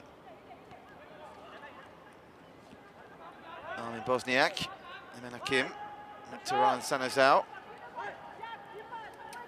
Both teams have had 3 shots on target through the first 38.5 minutes, but it's Yasser Hanapi's strike after 12 minutes. That's the difference between the teams at the moment, and Yasser Hanapi now back defending. And they switched flanks, haven't they, Idraki and Shawalamwar in the last couple of minutes? That's something else we've seen frequently from a few teams in the AIA Singapore Premier League this season, as Madi Mahana goes in quite fiercely on Farhan Zulkifli. Yeah, just that acceleration from Farhan.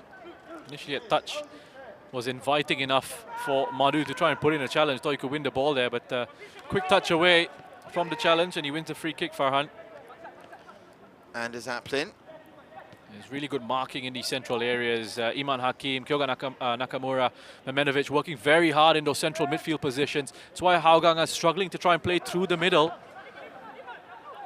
As we approach the final 5 of the opening stanza, here's Norfal Asman, who's got time and space to pick a pass, and he finds Shawalamor, who's over on the right now, who catches the stag late and gives away the free kick. That's a nice idea there. I mean, he finally finds it. A little bit of space in central midfield to work with. Naufal needed a better pass, a driven ball across into Shawal on the right-hand side. Good reading of the game by Amirul. Tampines left back just cutting out a diagonal ball across. Ryan Sanner's out. Wide to Amirul, who's having a good game, and Armin Bosniak's having a brilliant game. What about that turn? Inside now he goes to Mehmedovic, who's bombing forward. Yasser Hanapi in space. Mehmedovic might go on his own here. Mehmedovic, can he get the shot away? Well, it wasn't worth the wait in the end. I think he got caught in two minds 3 or 4 times in that little run.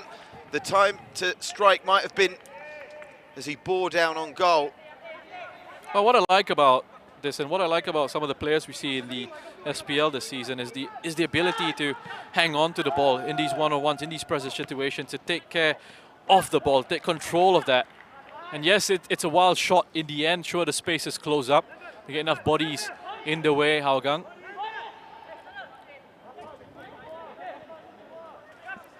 But just when you look at some of the touches from some of these players, it's just been very good.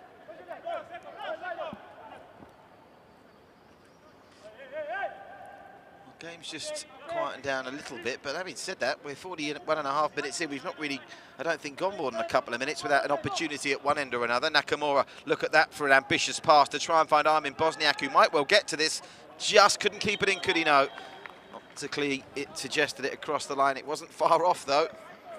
Well, the ideas are very clear. If they got it on one side, and what do they do over here? to the flank there to exploit. What do Hougang do here? Because, you know, obviously Nasrul's now on a yellow. Armin Bosniak, they've not really got too many options that can shackle Armin Bosniak on the bench. They're just going to have to deal with what Armin Bosniak's doing and you know, play a bit of Montenegrin roulette with it. Well, one of the things you can try to do is obviously stop the service going into him. It just means you've got to... Oh, look at that through to Boris again, and wonderful sliding challenge from Anders Aplin was much needed. Another example there. Every time we start to talk about him, he does something else, Armin Bosniak. I mean, obviously, it's easier said than done. You can try and stop the service going out to Armin Bosniak and then shift across quickly if the ball does come through to him. Get support arriving for Nazrul. No rush at all to go over and take this 5th corner of the game for Tampines Rovers. They've had 3 Hougangs. They've had plenty of corners, plenty of shots on goal. Only the 1 goal, though. I wonder if that will change here just before half-time. Only be 1 or 2 minutes added on at the end of the opening stanza, so we're into the final 4 minutes. Yasser Hanapi. Madu again with a clear header. Nakamura thought about putting the trigger. Now we'll need some support, or will he? He's more than capable of taking defenders on, and he takes Hafiz on. And look at the space Armin's got on the near side now. Armin Bosniak back to Nakamura. Hougang not clearing this effectively now. Nakamura. Oh, showboating from Kyoga Nakamura. And it needed Farhan Zelkifli to block him out. What about the skills on display there from the Japanese maestro, Roshan Wright? Yeah, one of my favorite players in the league. What a wonderful player to watch as well. I mean, the footwork here is exquisite. Initially, he just takes out 3 players there with a pass into Armin Bosniak. And then as it comes out back to him here, have a look at the footwork and look at the composure. Oh, that's pure class from Kyoga Nakamura. I mean, credit to Farhan for recovering, putting that one out for a corner. They were out hailing for a taxi in that passage of play. Shawal Amar and Farhan Zulkifli almost left them out in the car park. Here's Yasser Hanapi. Crucial that Hougang don't concede a second before half-time. By Haki again, but there was a little nudge in the area, and the referee will give a free kick the way of Hougang to clear their lines. Again, that's just, again, another example of that technical quality that I'm talking about in this league. Just saw a great example of that again, this time from Kyoga Nakamura.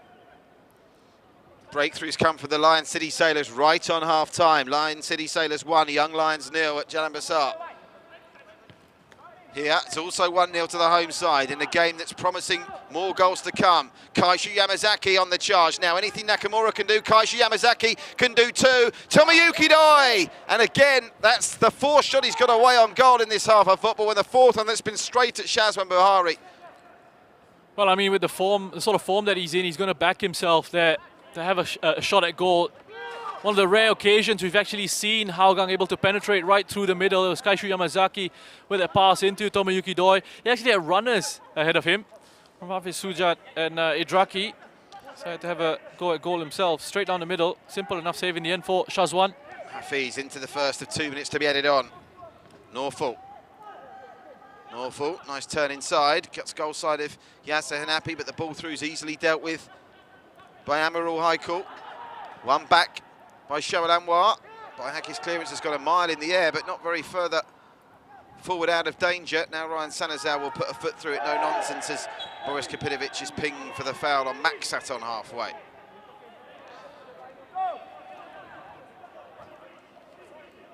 So as we rapidly approach half-time, Roshan, an absorbing game. I still think there might be some twists and turns to come, but Tampines, value for the lead for you? Yeah, I think so. Again, I think, you know, we've still got plenty to go in this second half.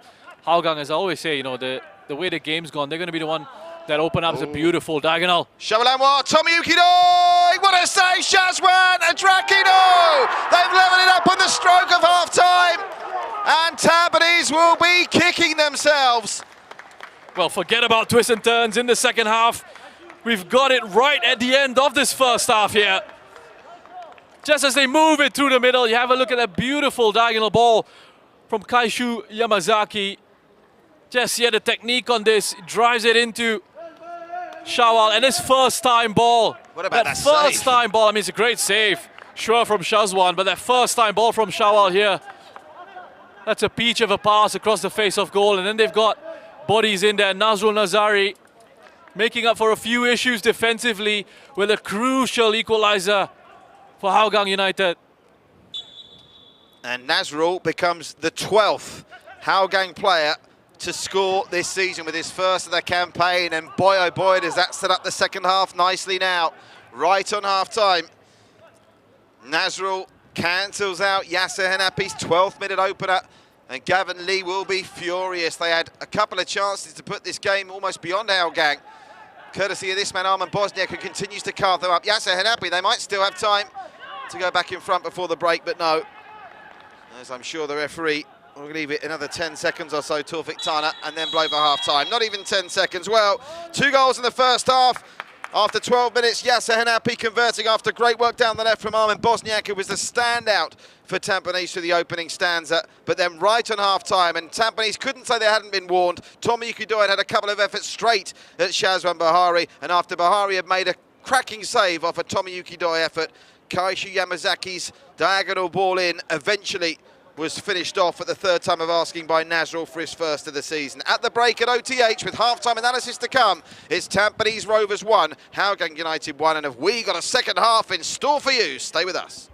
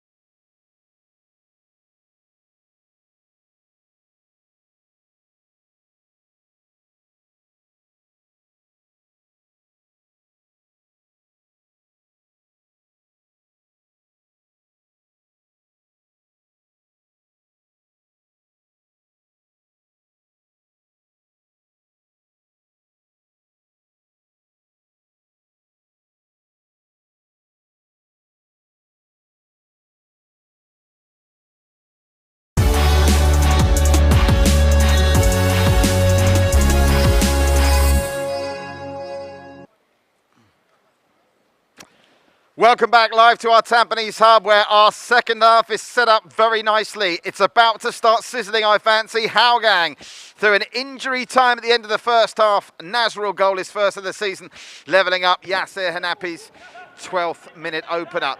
Roshan Rai alongside me, and Rosh, a game of plenty of chances. I suppose the only surprise is that we've only seen 2 goals so far. Yeah, I mean, look, plenty of opportunities, especially when I'm in Bosniak down this left-hand side, getting lots and lots of joy, going one-on-one against Nazrul Nazari. There's far too much time and space for him to actually clip across into the box there, and I touched on this during the game. I spoke about, you see that defensive line just drop off. Yase holds his position because he knows that defensive line is going to drop off to try and protect their goal, and there will be that little bit of space for that cutback cross as it's clipped into him, for him to direct it in towards the back of the net. That was 12 minutes in, but even prior to the goal, Hougang had their chances, and they had another one here through Shawalamo, who was lively. Again, like so many of Hougang's efforts in the first half, straight at Shazwan. Well, we're seeing tactically Hougang, the way they're sort of setting up, Idraki stretching the pitch down the right-hand side, Shawal doing the same on the left and looking to try and play those diagonals into him, and he's looking to try and take Madu Mahana on that occasion, a shot that goes straight down the middle. But here, Amin Bosniak once again, one-on-one, causing all sorts of issues,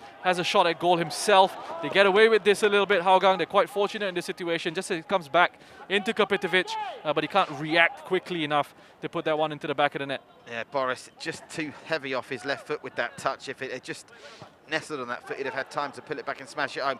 Tomiyuki Doi, well, he was starved the service for large portions of the game, but just a quarter of an hour to go before half-time, and he got goal-sided by Haki. I've looked at this from several angles. There was a slight nudge, but I think it's just good defending, isn't it? It's a good challenge by Bahaki. Really did well to recover there. Tomiyuki Doi wanted lots of time to try and apply the finish. Here, there was a big deflection from this shot of Kapitovic off Farhan Zulkifli.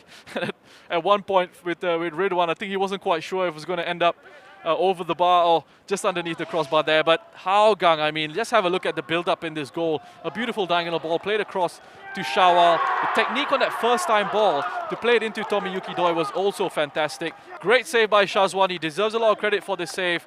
But it's, you know, all he can do is react to that. It goes straight back down the middle. He doesn't get that support arriving defensively from his teammates. And Nazrul Nazari, despite having a bit of a nightmare defensively, is on hand in an attacking sense to come up with a really big goal for Hougang United there to go into the halftime break on level terms. I think Ferdas Kasim and Matthew Tay enjoyed that. What about you with that little shot there? And of course, it's the way the football works, isn't it? Nazrul's been under the pump for 45, 46 minutes there with Arman tormenting him, but it'll be him that's getting the slaps on the back as he goes in the dressing room for levelling it up. Look at that, 9 shots apiece, crucially, Hougang with 3/4, or 2/3, I should say, of theirs on target. So the stats really do suggest it's an evenly matched game. This could go, anything could happen in the second half, because don't forget Gilberto Fortunato is on the bench. Look, it's such a good game of football that we've had so far. We bigged this up, I think, for the last week or so.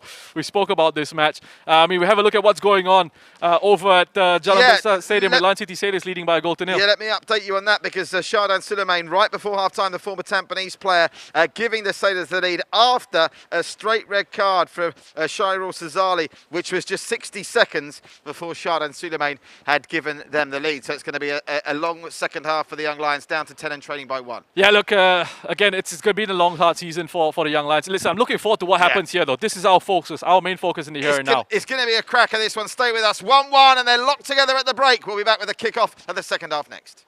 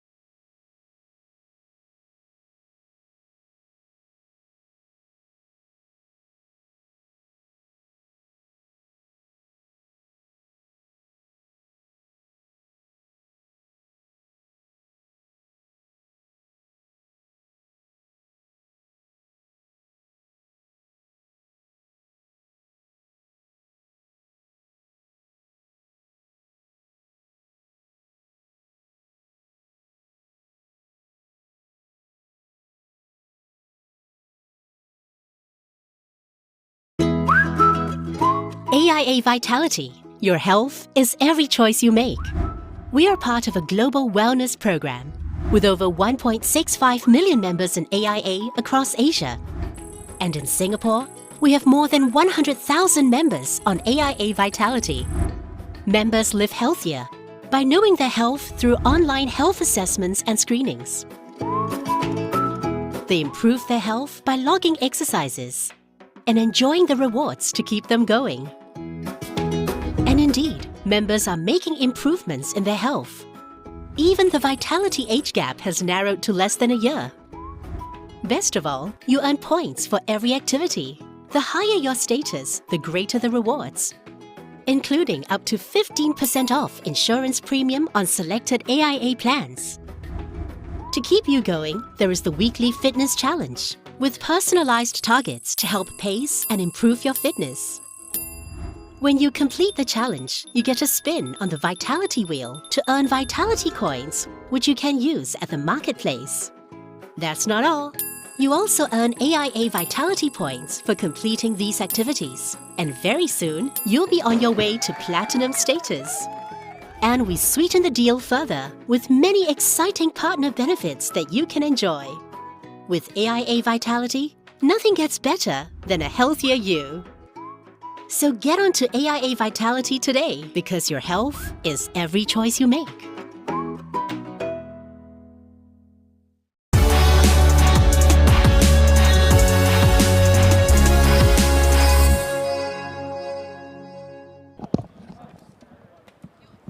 Welcome back. Half-time here at OTH. It's 1H Tampines Rovers. Yasser Hanapi's 12th minute goal levelled up by Nazrul Nazari's injury time equaliser right before half-time. It sets up the second stanza very nicely. Looking down at the pods of substitutes warming up, and Gilberto Fortunato still got the bib on, so it doesn't look like he'll be introduced at half-time. I wonder if that had been the case if they would be training at the break. I can see one of the subs coming across, though, Afiq Noor. So maybe Afiq Noor, maybe a half-time change for Hougang. What do you make of Afiq potentially coming to the party right after half-time, Roshan? Well, I said they were having a few issues in those central midfield positions, especially when moves broke down. Some of the passing moves, possession moves broke down a little bit. They probably could be looking at maybe trying to shore it up in those areas with Afiq Noor. Had a big impact the last time he came on against Geylang. You're usually good at predicting who they'll replace Afiq. Who would you be withdrawing here for Afiq Noor? Well, if he is coming on, I wouldn't be surprised to perhaps see someone like Naufal maybe make way. Find out in a minute. It does look like they are going to make one change. We'll get confirmation of that for you in a minute. By no means confirmed yet, but there is some movement on the bench. But no confirmation from our lady on the spot down there, Faranaya, who does such a great job interviewing the managers pre-match and obviously presenting the SPL show, which you'll find on One Play Sports every Tuesday after a match weekend. It'll be the last one for about a month when it goes out this Tuesday. Reminded the Sailors leading the Young Lions by a goal to nil. 3, 6, 9, 10, 11. No, it doesn't look like there's going to be any changes. 3, 6, 9, 10, 11. Not immediately anyway. The 11 that went off at half-time are coming back on. So that was a false alarm with Afiq Noor having his bib off. And no changes from the Stags either. So what do you think the message would have been from Clement Teo at half-time, Roshan? Well, I think the first thing they'll want to do really is make sure they keep an eye out on those switches into Armin Bosniak. And if they can try and stop it at the source, I think that's the first thing they want to try and do. If it does, of course, come across to him, then they need to make sure that they do shift across quick enough and expect that and anticipate that a cross could be coming in and watch for those runners in the box, watch their movements, watch their positions in those areas. That's something on the defensive side of the game that they'll want to try and do. I think movement off the ball in those central positions in terms of providing passing options is something that they're going to be trying to look at as well when they are in possession. It'll be nearly 2 months after the next 45 minutes until Tampines Rovers kick a ball in anger in the AIA Singapore Premier League as the current AFC Champions League and quarantine schedules stand. Can they sign off with a win to at least ensure they haven't got any more ground to make up when they return, having seen the other sides no doubt have played 3 or 4 games more than them It's Hougang in the blue, playing left to right. Shawalanwa with an early touch in this second half, is continuing where he played in the second half of the first stanza by occupying a place down the right flank, with Idraki now switching to the left. No doubt that'll be chopped and changed as the half goes on. Tampines in the black, playing from right to left, as Armin Bosniak, who was the star of the show in the first half really, by Haki. Backtracking with a very calm header to Nakamura. Boris Kipidovic drops deep. Iman Hakim. And Yasir Hanapi. Back to Amarul Haikul. Quick word on Amarul Haikul, because I suppose it's a compliment really that they switched Idraki to the other side, because Amarul had done a decent enough job of marshalling Idraki for the opening half hour of the contest, Roshan. Yeah, I thought defensively he was very steady, patient when he needed to be at times, and he was reading those diagonal balls quite well for the most part. Look at that from Farhan Zulkifli, outside of the foot and taking no chances. Ryan Senezel sends it behind for a corner. Really impressive driving run. We saw plenty of driving runs from midfield from Tampines in the first half, in a midfield battle that's not being played at close quarters. That was the case when Hougang played the Sailors earlier this season, and again they lost 1-0. The midfield battle, well, there was no distance between any of them, but the space in the middle of the park's opened up for both sides at times here. Now, first corner of the second stanza goes to Hougang, and Kaishu Yamazaki will take. Yamazaki delivers, Anders Aplin's there! Scramble, and it's over the bar somehow! Well, Anders Aplin, his initial effort was parried away, and Maxat somehow just couldn't apply the finishing touch. Roshan Rai. Oh, well, he must have taken his eye off the ball there, Anders. That's a huge opportunity. That's a big chance for Hougang United. Make no mistake. I think he's just taken his eye off the ball there, perhaps distracted by the fact that Shazwan's made a challenge there just to try and come out, to try and claim it. But he needs to put his head on that. It's a big opportunity for Anders Aplin. He gets that free run because they had that late run into the box. Anders and Maksat, both of them were unmarked and were able to just charge into the 6-yard box in that situation. Mamedovic out to the right-hand side with Madu. Tampines yet to get going offensively through these first 2.5 minutes of the second half. Oof, that was a rather elaborate clearance from Maksat. Did the job though. Shawalanwa, Tomiyuki Doi, and Ryan Sanazal sweeping up at the back, sends it out for a throw. But Hougang have come out with, on the early visuals, a little bit more purpose than Tampines at the start of this second half. I think the movement from the substitutes bench is going to be key still in this game. When you look at the likes of Torfik, Soprano, Gilberto Fortunata, surely going to play some part in this, both of those players. Hafiz, the goal scorer, Nazrul, crowded out of it, but Armin Shawalanwa might get the cross in here, and Armin's deflected it to Nazrul, who can square this, and Nakamura with an important touch. But this is the kind of defending that Hougang are presenting Tampines within the first half. Now Tampines returning the favour as Yamazaki shot straight at Shazwan Bahari. Yeah, quick snapshot by Kaishu Yamazaki there. Came to him very quickly. He's done well to just get that one on target.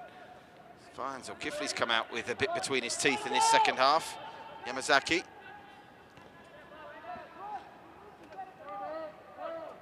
Anders. To Maksat. Near side is Shawalanwa. He's another player that looks like he's capable of producing something special tonight. Well, he's very good at protecting the ball as well, Shawal. Oh yeah, we talk about his pace and his energy to get in behind opposition defenses, but when it comes to him in those tight spaces as well, you just try and keep an eye out on how he's able to keep a hold of the ball under pressure. Look at this ball looking for Tomiyuki Doi. Ryan Sanazol gets there first, but his header finds a blue shirt by Haki, ends up tidying it up and sending it out for a throw, but it's all Hougang in the early stages of this second half. Tampines haven't really got going. Psychologically, can that affect you as well, Roshan, conceding a goal like that when you're almost resigning yourself to, well, we're going to the break, 1 up, we should probably be more than a goal up, but we'll take that, and then all of a sudden, just like that, you're back to square one. And I think the general feeling would have been, you know, we've largely kept Hougang at bay. We've controlled most of their threats. Yes, the stats said they've had shots on target, but again, I always go back to chance quality. Oh, Shawalanwa's latched onto this brilliantly, finds Tomiyuki Doi, only one outcome there, and Tomiyuki Doi has given Hougang a deserved lead, and they've turned this game round. Inside 6 minutes of football, 60 seconds at the end of the first half, and 5 minutes of the the start of the second. Shawal Anwar take a bow and Tomoyuki Doi latches onto it for goal number 14. Roshan Wright. Well, the difference in the aggressiveness of the start to this second half. You just see Hougang coming into this with their tails up. Good intensity at the start of the second half. Wonderful pressing there. And it's won by Kaishu Yamazaki here. He just puts it under pressure. Shawal sees that it's an opportunity to apply pressure on Amirul. Takes it off his toes. It's Iman who plays Amirul into a little bit of trouble. And Shawal Anwar is quick to pounce on that. And I thought for a second Tomoyuki Doi wanted far too much time with that finish, but he kept his composure, didn't panic. He just slid it in between the legs of the goalkeeper. Matthew Tay and Clementio love that. And there was a suggestion, there was certainly a half-hearted appeal for offside from Ryan Zanazel, but I think Tomoyuki Doi had timed that run to perfection. But all the credit in the world to Shawal Anwar for that, as Armin Bosniak can't keep that from the sidelines. And now, of course, Gavin Lee's got a decision to make. He hasn't been averse to making changes at half-time, and now, having dominated for so long, they find themselves behind. Does he go for Taufik Sapano? Do you make the move now, or do you give this current batch on the park another 9 minutes before that internationally recognised substitution window at 60 minutes? I don't think he's going to pull the trigger just yet or panic quite yet. He's going to give his side an opportunity to respond. Nasrul. Oh, that's a loose pass. Now Boris has got Mehmedovic for company. Yasser Hanapi and Armin up there as well. That's lovely work by Mehmedovic. Oh, look at that. Keeps possession beautifully. My word, he's sent Hafiz out for a Kopio there.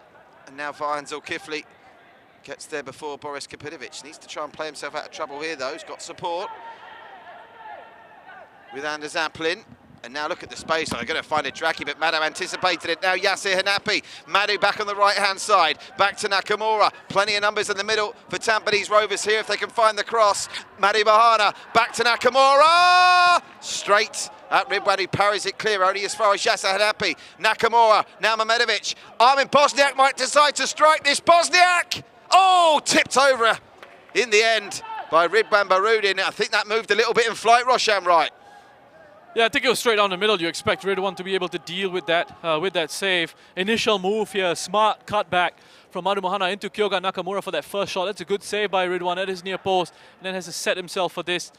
I think this Shawal just does enough there to put Armin Bosniak a little bit off his shot there. 3 goals and more to come, I fancy. Yasser Hanapi, decent cross, keeper comes and gets enough on it. Ridwan Barudin. Now the foot race on to pick up the second phase, and it's a race won ultimately by Shawal Anwar, who sent Doyle away. Oh, Doyle regret playing the pass that quickly as the referee plays the advantage for handball by Haki. Oh, business picking up here, folks. Mehmedovic by Haki, Madu Mohana to his right. Here's Madu onside, squares it. And maybe he should have gone for goal himself because Anders Aplin was across to send it behind for another corner. Big challenge by Anders just to come across and cut out that attempted ball from Madu Mohana. He's got all the time in the world, Mehmedovic, to pick his pass here. He waits patiently for that opportunity to arrive. Credit to Hougang for the way that backline defended that there. Again, talk about the game being stretched. It was Hougang that were actually looking to try and counter-attack. Back with the live action. Corner comes in and it's headed off the line by Kaishu Yamazaki.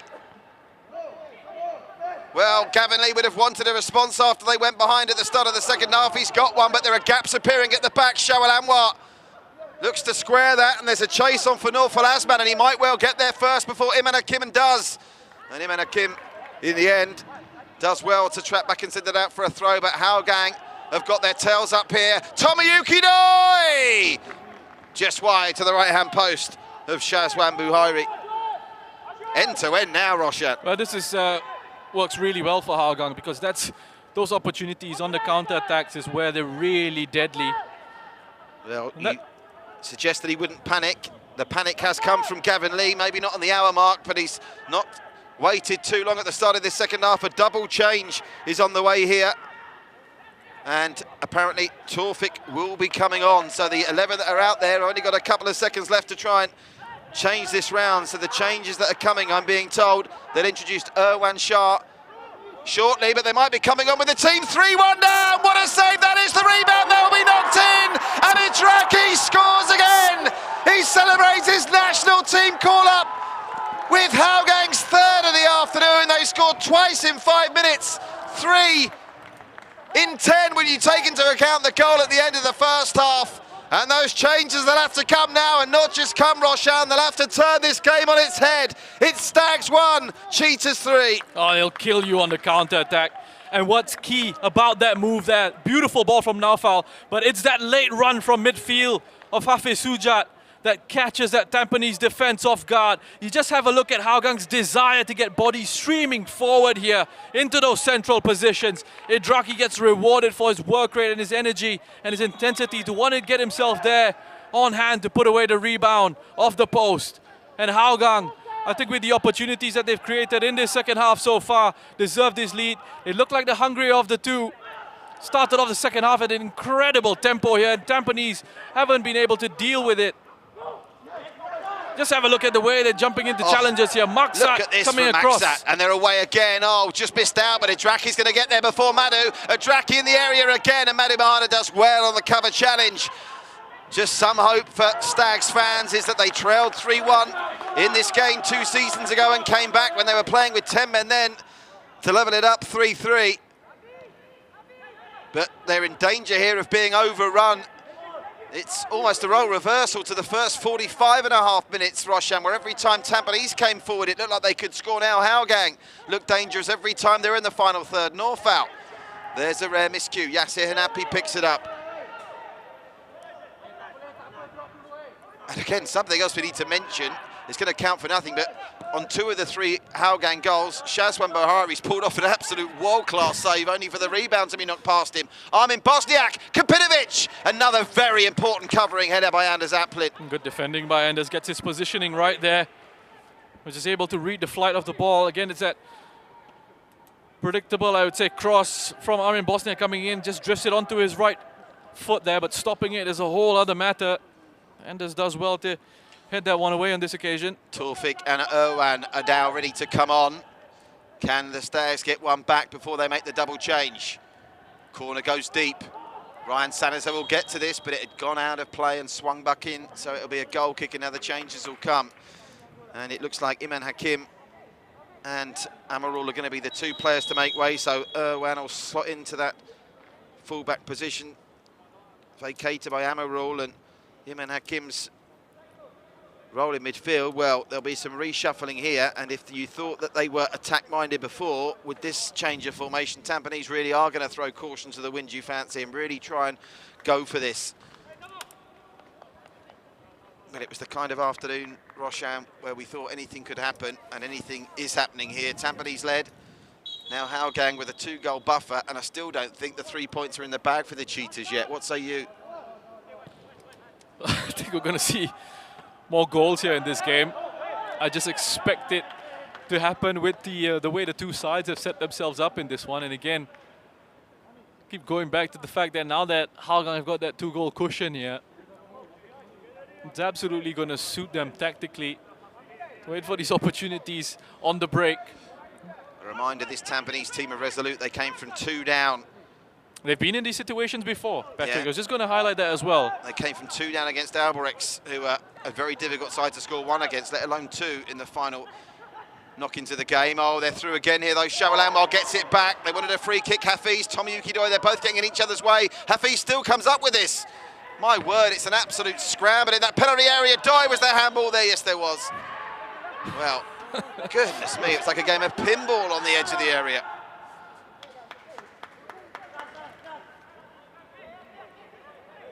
But he's made that double change now, and there's not too many options for them. They've got Fazrul Nawaz also on the bench, Mark Ryan Tan as well, but I think that's the change that Gavin Lee's going to have to try and rely upon to change the tide of this back in the Stags' favour. Armin Bosniak had a very quiet start to the second half, but he's back in business here. As now the response to that double change by Gavin Lee comes from Clement Teo, and it's that change that we thought was going to happen at half-time. They delayed it, and boy, Clement Teo will be glad he did delay it, bearing in mind what transpired. But Naufal Asman, which is the move that Roshan said would happen, is being replaced by Afiq Noor. It just allows them to shore things up a little bit in those central areas. 2 different players in terms of their playing profile. Now if he can just sit in a little bit with Kaishu Yamazaki, but he's also got that work rate and that energy to run in behind if he needs to. That's that. Yamazaki. That's a rare misplaced pass, and even then Shawalanwa nearly picked up the pieces. He's having some games, Shawalanwa, isn't he? He looks sharp, looks lively. He'll be one of those players departing for Dubai with the national team, led by Tatsuma Yoshida on Tuesday.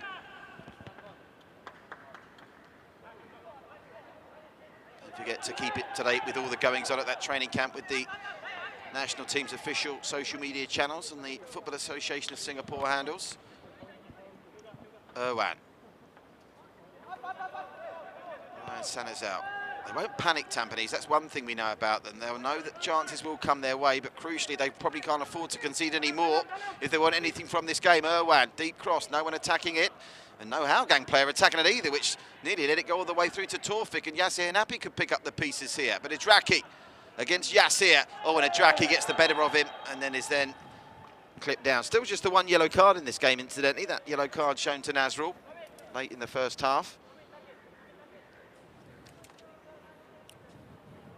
Adraki just too quick, too strong on that occasion for Yasir. The other change that could come as well, I fancy maybe with 15 minutes to go, is Gilberto Fortunato making an appearance, and that really will send a shiver down the spines of Tampines supporters. They've put themselves in a position now where if they are going to get something from this, you can't see them conceding again if that's going to happen. Yasir Hanapi. Back to Nakamura. Nakamura driving through the middle, looking for an option ahead of him. He'll find Armin Bosniak now. 1, 2, 3 black shirts in the middle. Can Armin find one of them? Armin Bosniak to the byline. Armin gets the cross, and it's a beauty! And they're back in it! And it's big bad Boris Kapinovic, who's got his 12th of the campaign. And just like that, it's game back on at OTH, Roshan Wright. Yeah, it seems so easy, doesn't it? Every ball out to Armin Bosniak is an opportunity to send a cross in there, just to get it on the head of Boris Kapinovic again. I feel like a broken record here. Stretching out the pitch, getting the ball out into those wider areas, and then allowed to drive in, and far too much space to send a cross into the box.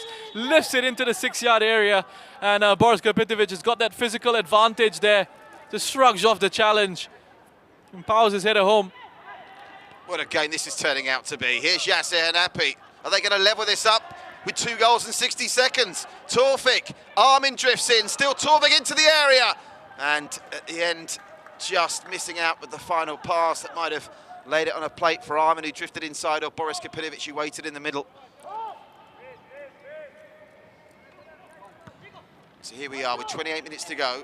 5 goals, Hougang leading 3-2, and believe me when I tell you, any outcome here is still a distinct possibility. The Tampines win from here wouldn't surprise you, a Hougang win certainly wouldn't surprise you, and even the draw.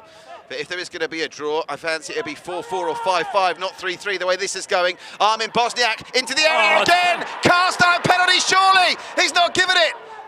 Well, I was like Rosh, and I thought it was a penalty. Referee unmoved, and I suppose maybe somewhat tellingly, there wasn't too much into the way of protest from the Stags players, but I'm like you, Roshan.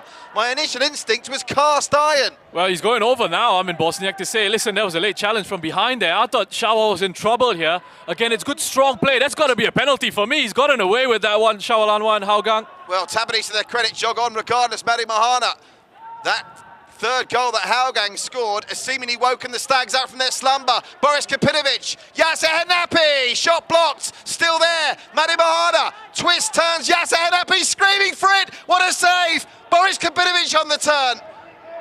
Mamenovic wants it, Mamenovic gets it. His shot blocked. My word. Hougang living dangerously now, clinging on to this 3-2 lead. It's all happening here at our Tampines Hub. What a game to sign off from the international break. Arman's through again, and he'll be able to keep this in as well. Armin Bosniak, Nazrul, Armin with a cross, it's a beauty, and it's over the bar from Taufik. Well, they've created enough chances in the last 2 minutes, Rosh, and including the cast iron penalty, to win 5 matches. What a game of football we've got here, Patrick. What a game. And it's a credit to both these sides, and Tampines never giving up. Look, listen, I called it first time. This is a stonewall penalty. It should have been given. Referee's right there. And Shawal's late. He takes out the right foot of Armin Bosniak there. They absolutely get away with that one, Hougang.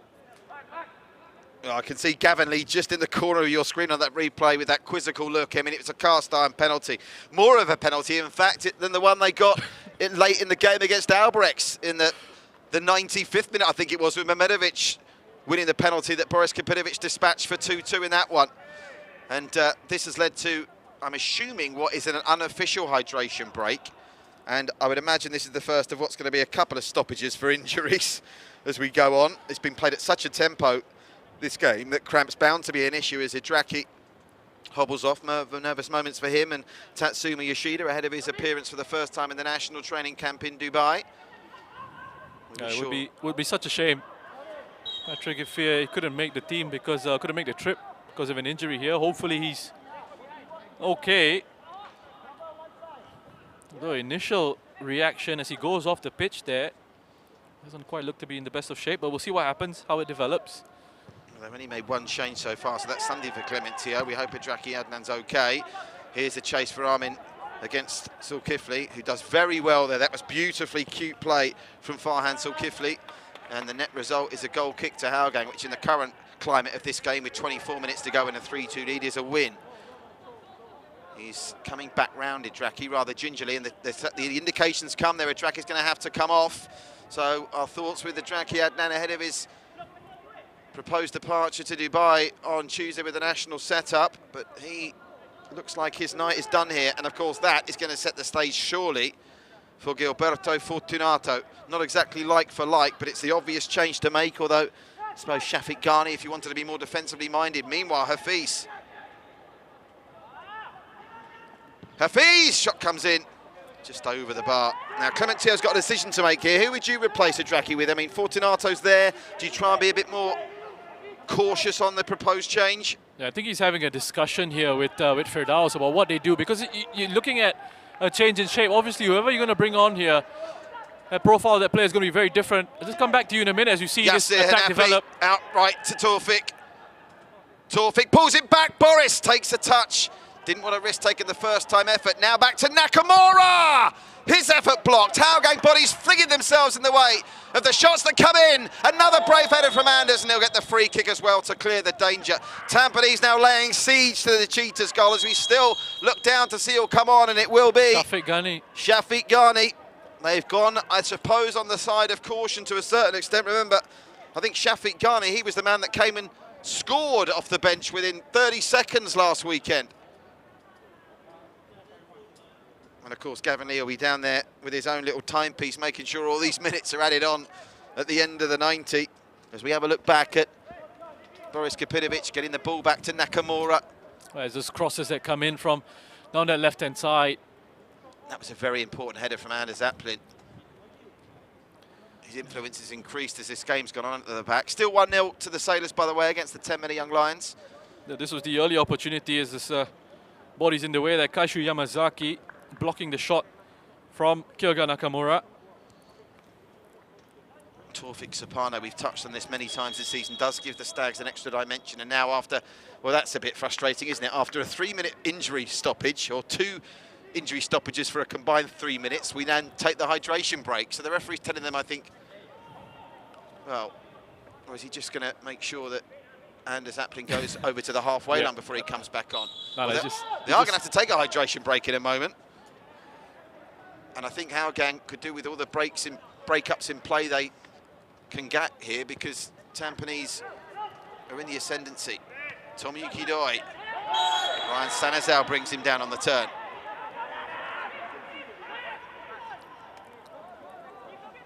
Still a game very much in a knife edge. It's the kind of game, and when we saw this yesterday, didn't we? No, last week in the closing stages of Hougang's game against Geylang. When football's played like this, you can get 3 goals in 120 seconds. It's end to end. Here's Afiq Noor with a free kick. Afiq Noor. They want handball there. They're not going to get it, but Tomiyuki Doi, who fell over as he took the shot and it went over. They're still screaming for handball by Haki, furiously remonstrating.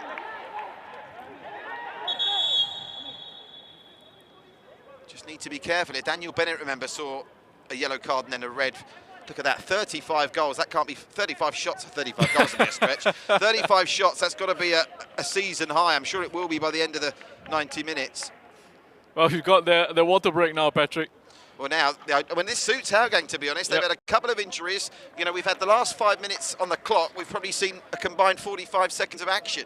And this will be Gavin Lee's chance to just rally the troops for one big push. They're still in this, and still in with a chance of the 3 points for me, Tampines, from this position, Roshan. Yeah, I certainly think so. And again, we've seen them with these opportunities that they've had. Feed the ball out into Armin Bosniak. He's going to give you your best chance of an opening. We've also seen Madhu get forward down the right-hand side, create a couple of opportunities, help to create a couple of opportunities. But just a bit of reshuffling for Hougang because they had to make that change with Shafiq coming in. It's about trying to maintain the balance. They pushed Hafiz Sujat, it seems, initially down that left-hand side.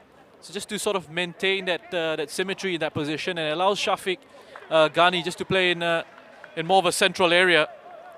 This is another look at that goal. You just have a look at in the box. I mean, the marking is tight there. Kaishu's trying to mark Kapitovic. You know, he's in there. He's got his arm on Kapitovic, but Kapitovic is just too strong. It's just that movement and timing of that movement. A quick step away from Kaishu Yamazaki, and he gets his head on the end of that cross that comes in. The only surprise with the amount of ammunition that Armin Bosniak gives them down the left-hand side is that Tampines have only scored 2 today. That's 5 assists across the last 2 games for Armin. He's now up to 8 for the season. Standout leader, Irwan. That's a very loose pass, picked up easily by Maksat. Tafar Zulkifli, who's impressed in this second stanza. Back to Maksat. Kaishu Yamazaki finds Afiq Noor.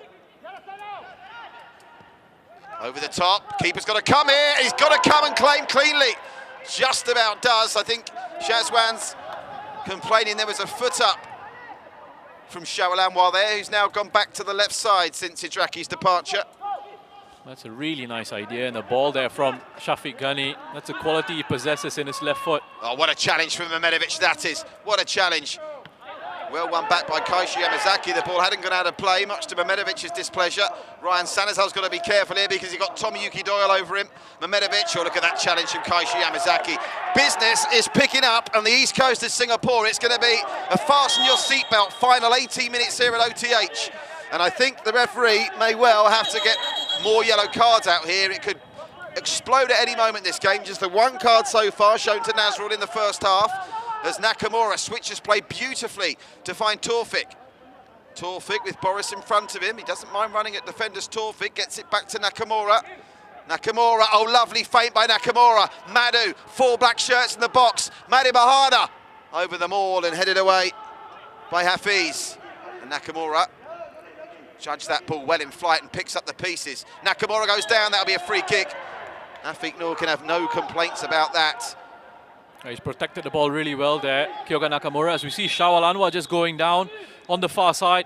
Let's have a look at Kyoga Nakamura once again, protecting the ball well, takes the contact, goes down. Well, if I had $1 for every time a Hougang player goes down with cramp or an injury between now and the 90-minute mark, assuming it still stays 3-2 to Hougang, I'll be taking you out for a steak dinner tonight, Roshan. I would do if the restaurants are open, because it's going to be a frustration for Tampines that the play will be broken up. But I'm not criticising Hougang. It's not ideal. It's not something we like to see in football, but it happens. You've got to live with it until they find a rule change or something to eradicate it. The stretch is out, having said that, for Shawal Anwar, but I wouldn't mind wagering these poor lads who've trotted out like this, are they going to get him on the stretcher? I think they are. Well, I do hope Shawal Anwar's okay. This is not a good 10 minutes for Tatsuma Yoshida, with the Hidraki going off injured. I wonder if he's just feeling the outside of his knee there, Shawal. He did just go down. There was no one around him. Change is coming, and we're not going to see Gilberto Fortunata this afternoon, because the third change that's coming from Hougang is going to see Muhaimin Suhaimi on, apparently. Wait for confirmation of that, as he is stretchered off. So let's hope Shawal Anwar is okay. He's had a great game. Shawal Anwar was instrumental in that rapid-fire turnaround at the start of the second half, having hustled to get Tomoyuki Doye's goal. Meanwhile, back to the live action, as Shawal Anwar is replaced by Muhaimin. Mehmedovic can score from this kind of range, believe you me. It's a defensive move from Hougang as well. The temptation would have been to put Fortunato on. Mamedovich has a lovely free kick. Keeper came out, and it's over the bar from Taufik. Really like the idea of what Mamedovich tried to do there, just drifted it in. Well, listen, we got a couple of players down injured, and Ridwan Barudin's one of those. It's really good goalkeeping from him there, just to come out initially with that punch. Were you about to say, and they've used all 3 substitutes, of course. I was just going to say that as well. Well, there's no reason for a Tampines player to be down on the deck under the circumstances, so Yasser Hanapi's in some discomfort here. Yeah, he's taken a heavy knock. The Stags have still got 1 change they can make, but Yasser Hanapi's in some discomfort. Goodness gracious me, we're going to be set for at least 5 or 6 minutes of time added on for stoppages the way this is going. Well, he's not moved at all, so he's in quite a bit of pain. Worrying moments for Gavin Lee. Now, who do they have on the bench here? What would your move be here? So is Mark Ryan Tan's an option. Fazrul Nawaz is an option.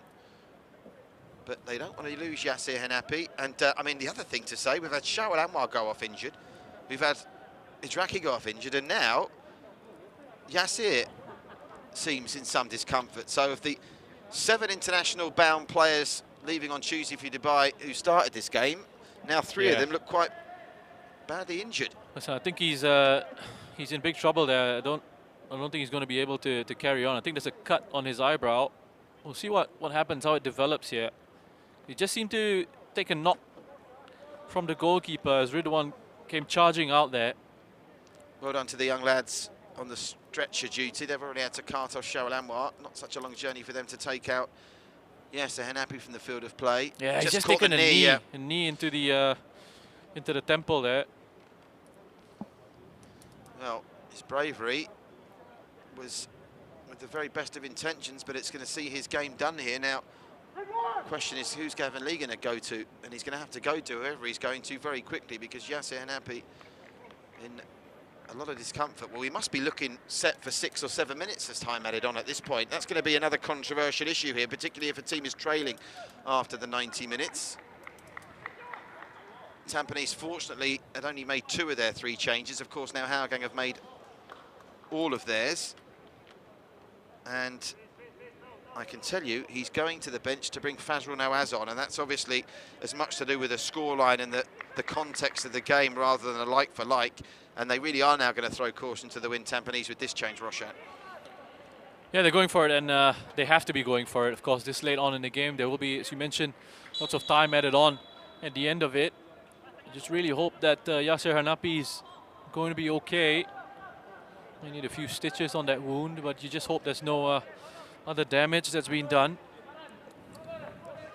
Meanwhile, back to the action, and the clock's ticking around to the 79th minute.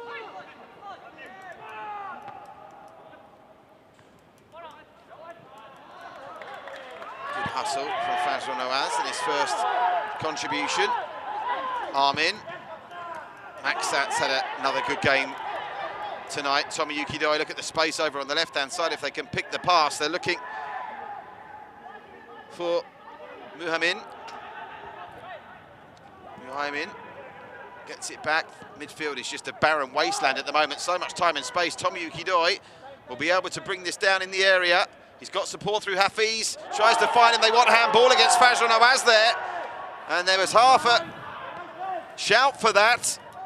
I think the referee is determined not to give a penalty in this game. Famous last words. Shafiq, and Baihaki will be able to see that out. Well, there's screaming going on the 2 benches downstairs, particularly from Hougang. This will be a famous victory for them. They'll become the first team this season to do the double over Tampines Rovers if they hang on to win here, having won 5-1 at Hougang in April. Well, we're just having a look at that handball shout. I don't think you can give a penalty in that situation. It's bounced up off Fazrul's foot there onto his arm.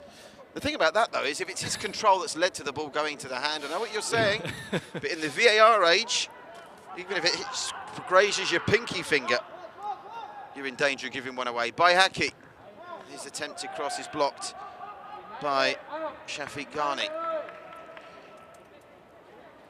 The time added on here is going to be absolutely fascinating. You do get the feeling that Hougang have put the cue in the rack and are just going to try and hold on to this lead now. But we saw that Tomoyuki Doi is more than ready. I look at the run from Armin and Boris here. Boris is going to get in here, is he? Clever defending at the end by Maxat, who did just enough to make sure that Ridwan could get there first. But Armin Bosniak's going to come up with this. Armin Bosniak, he's beating his man. Armin Bosniak, can he square this? Armin Bosniak will have to make do. Well, not with a corner, but with a goal kick. The referee was right on top of it. Well, he's on course for another hat-trick of assists in consecutive weekends. Again, lots of joy down that left-hand side. He easily goes past a couple of challenges there. And we're just looking for that cutback. Kapitovic had positioned himself in a good area. I think Armin was feeling extra confident that he was going to be able to take it past Maksat. Clearance from Ridwan. Into the final 10 minutes we tick. Tomoyuki Doi fouling Ryan Sanazao. We've had 4 or 5 goals. Remember, cast your mind back to that game 2 seasons back where the Stags trailed 3-1. They were down to 10 men on that occasion after Yasser Hanapi on that day was red carded. Now, of course, he's been stretchered off, and they managed to level it up and come away with a 3-3 draw. And you would say at this moment, we are going to get at least one more goal the way this has gone, but it could easily be Hougang that come up with it, because they're at the races now with Shafiq Ghani. And that's a nice through ball. The flag will be up. I think it would be offside anyway there, Hafiz. Yeah, I think so. Just made the run a little bit too early there. Ball couldn't come quick enough. Entirely sure what position Fazrul Nawaz is playing. I think he's just an all-round wanderer here. Armin trying to thread it through to Irwan. Maxat over the top. Has he come back from an offside position there? Tomoyuki Doi? Apparently not. Madu. Oh, look at the space Mehmedovic has got here to try and create something. Zairudi Mehmedovic. Oh, tried to thread it through. That was a very, very important interjection from Nazrul, who's been much better in this second half. Tomoyuki Doi, that's a lovely, nonchalant pass to the left, and they're away at the races again. This for the ball game, straight into Shazwan. Buhari's breadbasket. Well, they've had the chances to wrap this game up. The latest coming from the substitute, Muhammad Suhaimi. Well, he just got his angle closed off by Bahaki there. He did well to come across. Intelligent first-time ball by Tomoyuki Doi, just to look to try and play Muhammad into space. If you notice, they've... Farhan Zulkifli's coughed it up. Mehmedovic! And it's parried away by Ridwan, who gathers up the pieces. Just saying on the defensive front as well, they switched Nazrul and Farhan's positions. Nazrul gone out to left back, Farhan, and they're hoping that he'll be able to deal with Bosniak a little bit better, but it hasn't quite worked out so far. It's just a very difficult problem to solve. They still had problems, but it says Tomoyuki Doi goes for the audacious and will miss the target. They've still had problems with Armin Bosniak, but what I think Farhan Zulkifli's been better at doing is when the ball comes out, he gets it away cleaner and quicker. He's had a good game for mine, Farhan Zulkifli. Can the Stags find a third?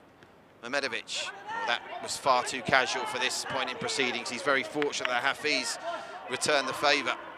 Nakamura looks like he's got plenty of petrol left in the tank. Gets it to Irwan.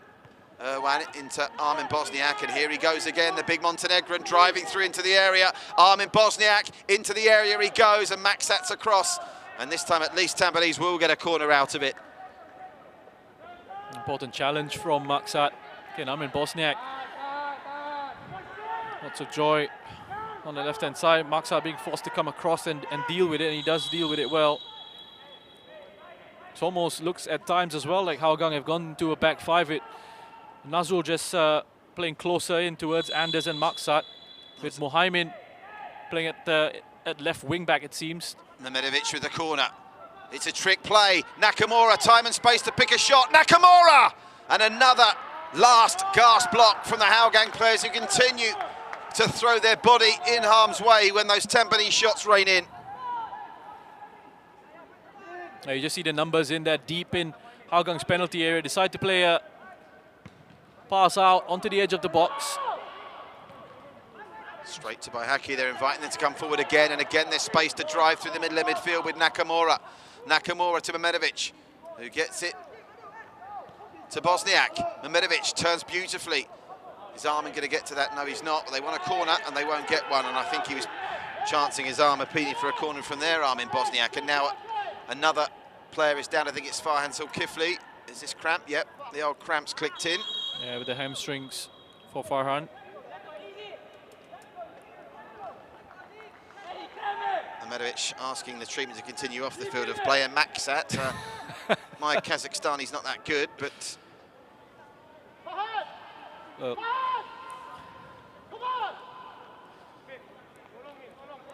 Probably wouldn't understand you anyway if it was Kazakh.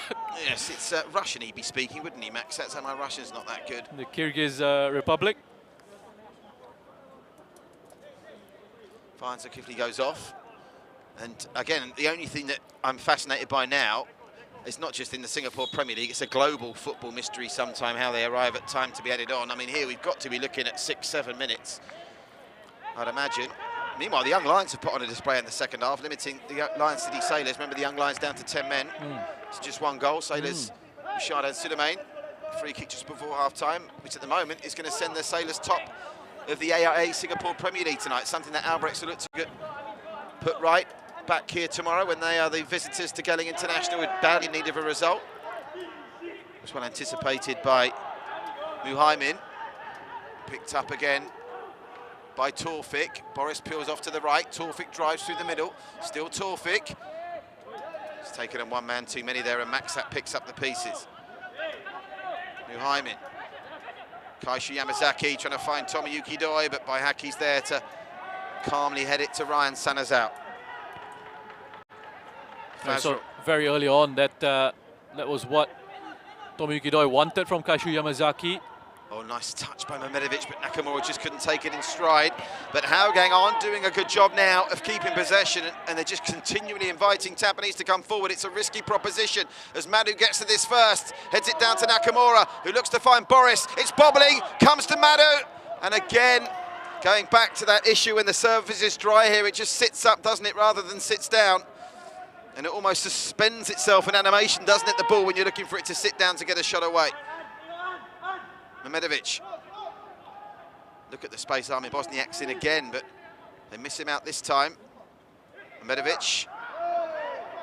Muhaimin does well there, and then Maksat, the no-nonsense defender for Hougang, getting involved with Irwan, who's in possession now, Irwan. It's a poor pass. It's been pinched by Shafiq Ghani. And now Nakamura is down, and we are going to see the second yellow card of the contest. And it will go to Shafiq Ghani. So Shafiq joins Nazrul in the referee's notebook. I suppose the pace this has been played at, Roshan, that's something of a surprise, only 2 yellow cards. Just taking that arm across the face there, Kyoga Nakamura. Gonna have to hold up for quite a while here, Hougang. Wan delivers it looking for Madu, gets there Madu, and there was no one attacking Madu's header. And Ridwan Barudin will be in no rush to release this. Oh, will he? Well, this is ambitious. Tomoyuki Doi screaming for it. He's got no blue shirts with him. He'll have to do this all on his own, but he's capable. Tomoyuki Doi. Oh, look at that turn from Tomoyuki Doi. He's left Fazrul Nawaz for dead. Fazrul, to his credit, tracks back, but Tomoyuki Doi is going to take this to the byline. And Tomoyuki Doi, well, Fazrul Nawaz, having initially been beaten all ends up there, really battled well.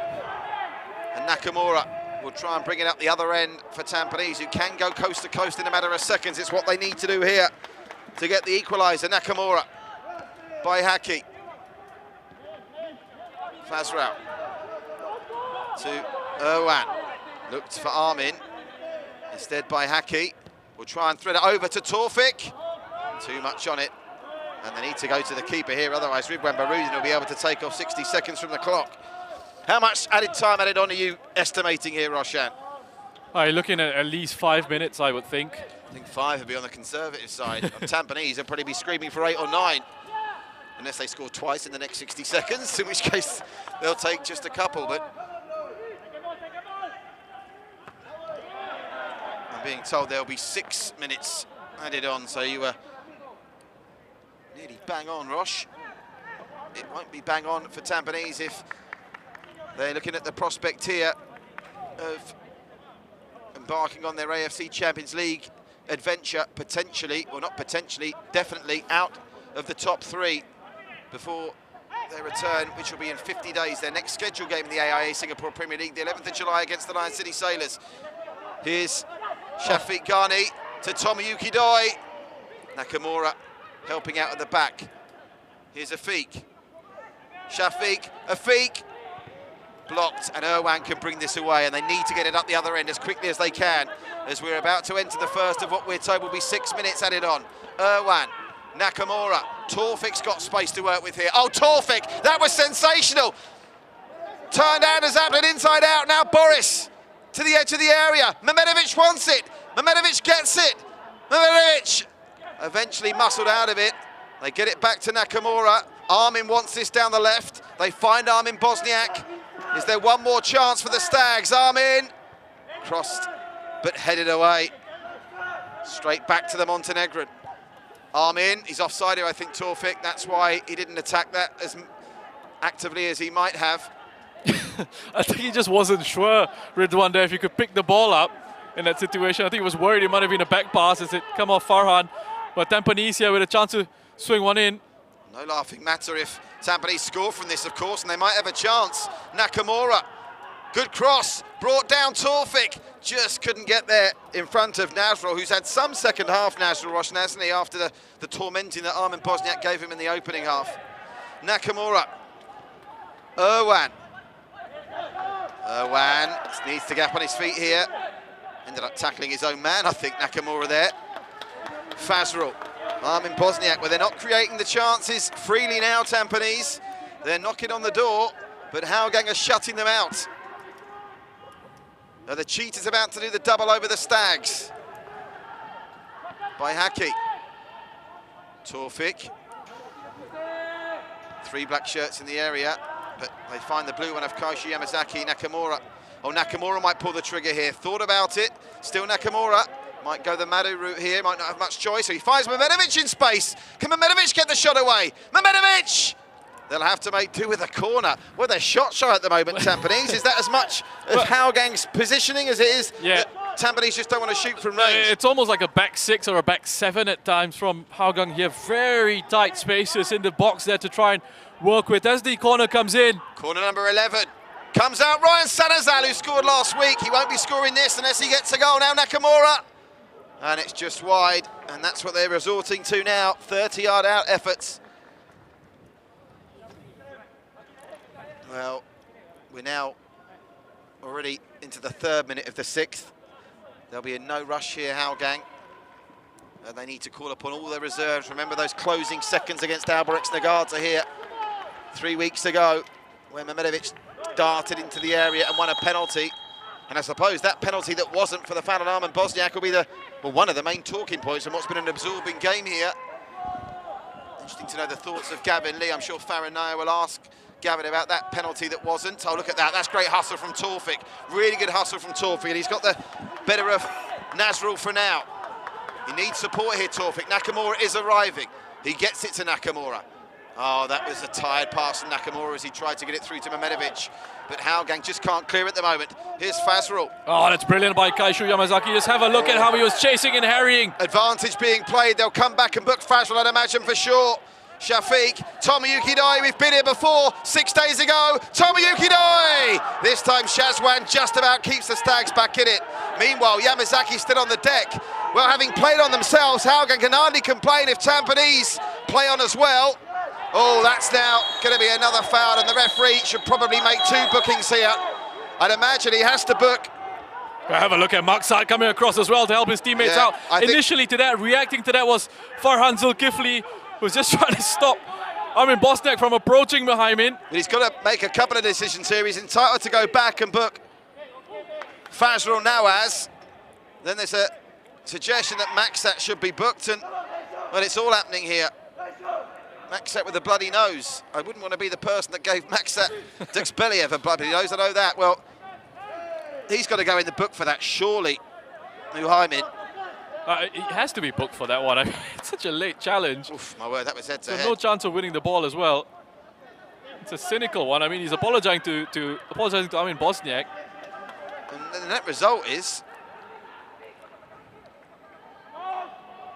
no yellow cards from what I can see, unless we wait for confirmation. I can tell you Song Yong has been sent off at Jalan Besar, but the final whistle's gone. Lion City Stadium has been 1-0. Mehmedovic, cross comes in. Pinballs and finds the feet of Shafiq Ghani, who gets it away. Now, of course, we've probably got another 60 seconds to add on to the 6 that we were already playing. Yes, there was a yellow card, and it was shown to Muhaimin. So Fazrul Nawaz is a lucky boy to escape a yellow there. Meanwhile, Torfik, edge of the area, still can't get the shot away, and there's acres of space. If Hougang can play the right pass, and play the right pass they do, Tom Yukidoye is screaming for it on the right-hand side. But Hougang playing the corner flag game through Shafiq Ghani now, who's dispossessed too easily. Now Madu himself has got space. It's like an A-to-side game this at times. Mehmedovic. Now look at Kaishu Yamazaki again, once again just coming across, showing good intensity there to win the ball in midfield, but it's fallen back to Tampines Rovers here. Mehmedovic. Is there one more chance in this for the Stags? They came from the dead to get a point against Alberix. Nakamura. Mari Bahara, can they do the same against Hougang now? Nakamura wants his back, does he? Afiq's over him. Nakamura. And again, that you have to give Hougang credit to. The chances they've had, Tampines, in the final 15 minutes, Roshan, have all been shots speculative from efforts from range. Yep. They haven't been able to find a way through that very packed Hougang United defense. They just put bodies and numbers in there, and they've been very compact. Kaishu Yamazaki late on here with a couple of very strong challenges in midfield, showing good intensity just to snuff out the danger early on. Is that it though? Well, we've got Is to play. that how Tampines' last opportunity? We've got to play another 60 seconds, you fancy here at least. Good win in the air by Fazrul. Oh, Yamazaki, no nonsense. Well, Shazwan Bahari's got to get this in his hands. Well, I thought he was going to send it up the air, but he should have done. That's the final whistle. Hougang do the double over Tampines in a simply extraordinary game.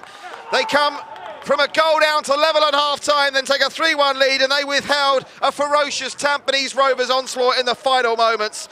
Yasser Henapi and Boris Kapinovic goals, not enough as the Stags depart for the Champions Leagues with all our best wishes, but the reality is when they come back in 50 days' time to play the Lions City Sailors, there will be no better than fourth in the table, Roshan Rai. What do you make of what was an absorbing contest? Listen, I'm exhausted, and I didn't have to play a minute of that game. Incredible stuff from both these sets of players here. What a performance from both Hougang United and Tampines Rovers. The Cheetahs doing just enough there to come away with a huge 3 points here. Tampines Rovers will be disappointed with that result as they go into the international break. It's Champions League football for them coming up next in a few weeks' time. Well, they'll be disappointed. There'll be talk, I'm sure, post-match about that penalty decision that didn't go the Stags' way when it looked, both in Roshan and my opinion, to be relatively straightforward, but it wasn't to be, and that, I suppose, shouldn't detract from what was a wonderful Hougang performance, Roshan. The way they came back at the start of that second half, they were by far the busier of the two teams at the start of the second half, and that 10-minute spell after half-time is ultimately what's decided this game. Yeah, I think so. You know, the aggressiveness of the start of the second half. We saw Tampines starting off the game at a very good tempo in the first half. They were the ones who were trying to push the issue, looking the better side, looking the more aggressive, playing with good intensity, and they got the deserved lead.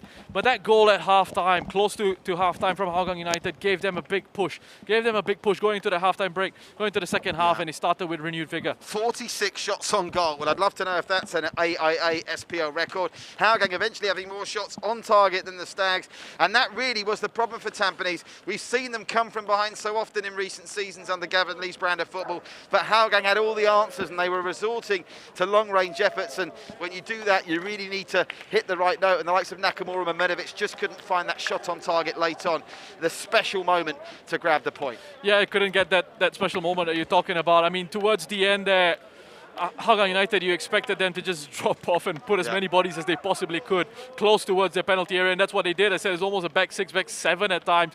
Very compact in those spaces, but still, in certain situations, they were pressing in midfield. Let's have a look back at the best of the action, because there is plenty to look back on. Let me cast your mind back all the way to the 12th minute when it was still daylight here, and Yasser Henapi on the score sheet after another great cross from who else? Armin Bosniak. He was having such a good time down the left-hand side. Armin Bosniak, a constant thorn in the side of Hougang United's defence, especially Nazrul Nazari. You couldn't come to grips with him, couldn't deal with him at all night in this game. There's far too much time and space to get a cross whipped in, and as that defensive line drops off to protect that goal, drops off into that 6-yard box, Yasser Hanapi just peels away, holds his position, and finds the back of the net there. Yasser Hanapi with his 6th of the campaign, and that broke quite a long goal drought for the Steg skipper. And just when they thought they'd go into the break in front, Tommy Yukidoi forcing a fine save off for Shazwan, and it was Nazrul with his 1st of the campaign, the 12th Hougang player to score this season, who'd had a torrid time in the first 45.5 minutes, but that just goes to show how football works. All of a sudden he's the hero, because it was that goal that clearly sparked what we saw at the start of the second half. Yeah,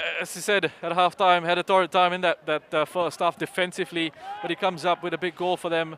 Very important. It gave them that boost. You have a look at the start of the second half from Hougang, and that really sort of set the tone and the tempo for this match. Tomoyuki Doi getting on the score sheet here, but it's great work as a team. It's great pressing in those attacking areas. Kaishu Yamazaki puts Iman Hakim under pressure. Shawal Anwar picks out that it's going to be a poor pass, a pass under pressure. That's a cue for him to carry on that pressing together as a unit. And they get their reward for that. Yes. An assist for Shawal Anwar and a good finish by Tomoyuki Doi. Yeah, Tomoyuki Doi up to now 14 for the season. And this was the goal that ultimately decided the game. Shazwan beating at his near post, and the rebound comes out to Adraki Adnan, who celebrates his international call-up, unfortunately with an injury that saw him go off in the second half, but his 4th of the season. And again, you know, they were good value at that point for that spell. They were good value for the lead, and that was the 3rd goal that ultimately gave the Stags too much to the key here was that late run from deep from Hafiz. That midfield run was very difficult for Tampines Rovers to track. Good pass in behind by Naufal, comes back off the post, and they get those numbers, the aggressiveness to counter-attack. They get those numbers in there, they get the Rover Idraki, and then Tampines pulling another one back here. Again, it's Armin Bosniak with another assist. 5 assists from his last 2 matches.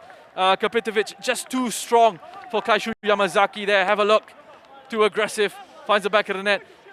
And I think they'll be looking at that penalty shout as well. That will happen a few moments after this and say, oh, that should have been gone our way.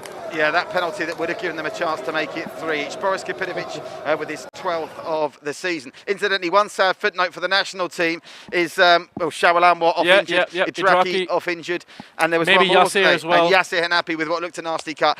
We'll talk more about that in a minute. Let's go down pitch side, because Gavin Lee, as he always does, very good to speak to us after a disappointing night. He's down there with Farah. Well, Patrick, what a game that was. But Gavin, you had a game plan. It didn't work out today. What did you make of your team's performance overall? Well, you cannot use the outcome to justify the process. Obviously, what you see is the tip of the iceberg. But what I saw was 2 teams playing with very clear principles, and credit to them. They took the challenges when they had it. For us, you know, again, we go back to our process. There are a few things that we didn't do so well, and we got punished. And we could have scored a few, I felt. But again, it's a learning process, and it's my job to get it done. But what is it about Hougang that is so difficult to break down and play against? Yeah, you know, they close the spaces behind, leave very little space behind, draw the teams out, and attack big spaces. That's the hardest thing in football. Despite the result, Gavin, I'm sure there were some positives you could take away from tonight, right? Look at our boys. Look at the way they played, the way they held their own and maintain the thinking in terms of trying to get the ball forward, playing the way we want to play, and create chances as well. And I can't be more proud for their efforts today. Gavin, thank you. Have a good break. Thank you. Yes, some break that's going to be. Remember, after they go to Uzbekistan, where they play Sydney, Jeonbuk Motors and Gamba Osaka, that's their sort of footballing life now for the next month or two. They'll be back here on July the 11th to play the Lion City Sailors. What a return that will be, because then, of course, the Lion City Sailors will have their new coach as well. Gavin always speaks very well. Are we disappointed? But I suppose as a coach, you know the players have left it all out on the field there, and that's, I mean, you know, they'll have the inquest about some of the defending and the goals they conceded, but you know, the players gave it all right the way through to the 97th minute. I think, you know, that's you would expect that from your players. You kind of think that if you're a professional footballer, that's a given. The very least you can do is control your intensity and control how hard you work on the pitch. And I don't think they ever sort of gave up here. And they've got a good record of coming back from deficits, as we highlighted against Albrecht, I think early on the season, first match of the season against Lion City Sailors as well. So it's great to see that they had that sort of spirit and determination to try and get themselves back into it. They probably deserved an equaliser, I think, just based on the opportunities that they created. It would have been the classic 3-3 game if they'd have got that penalty. I mean, if it had been 3-3, you'd have said great advert for the league.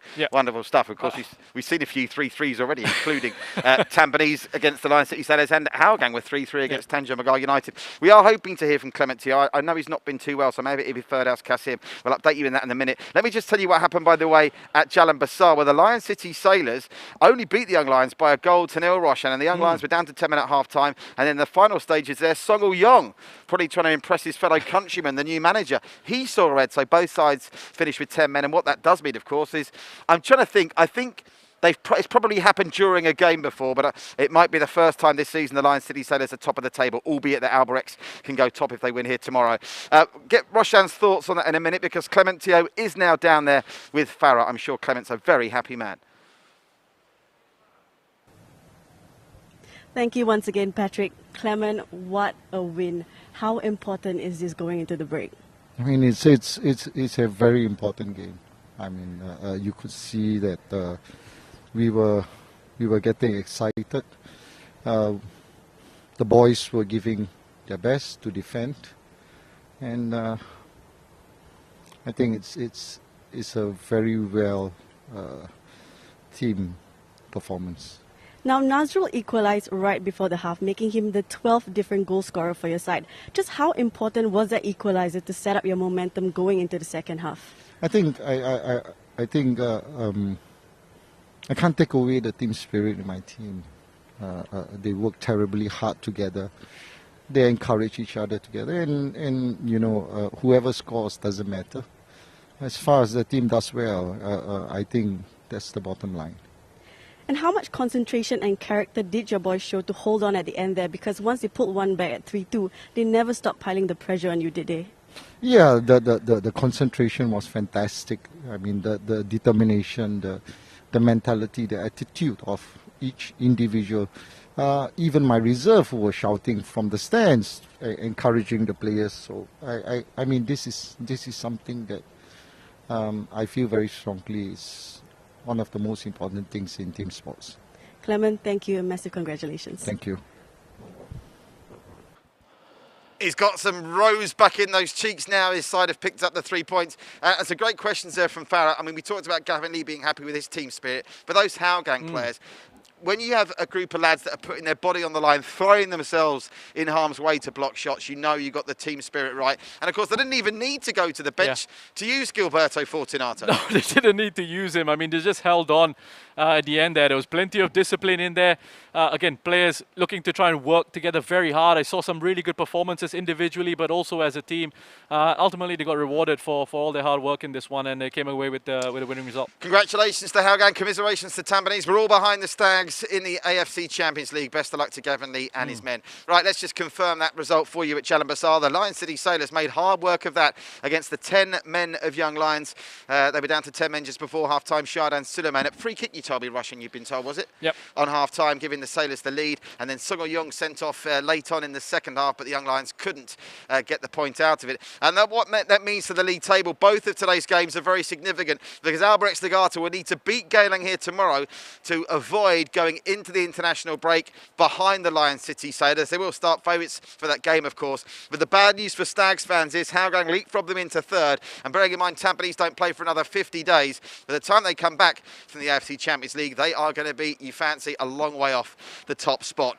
Tomorrow's big games, Hougang United, Balestier Cal, so that's at Jurong East, but do not go. I don't want to see anyone at the ground. You need to watch it and stay safe and keep the virus at bay. And Geylang International, Albirex. Very quickly, your two predictions for those games tomorrow, Roshan? I think I expect Albirex to have more than enough to beat Geylang, although it'll probably be a close fight. And then Tanjung Pagar against Balestier Khalsa, probably a draw in that match. Well, score draw, you fancy? Yeah, probably. Look We've seen lots of goals in the SPL, Patrick. Many thanks to Roshan. Right, he'll be back as we hope you will be after the international break. And don't forget to join us for the matches tomorrow. The AIA Singapore Premier League as Tampines and Hougang served up a 5-goal thriller. But it's the Cheetahs that are celebrating tonight. Stay safe, everybody.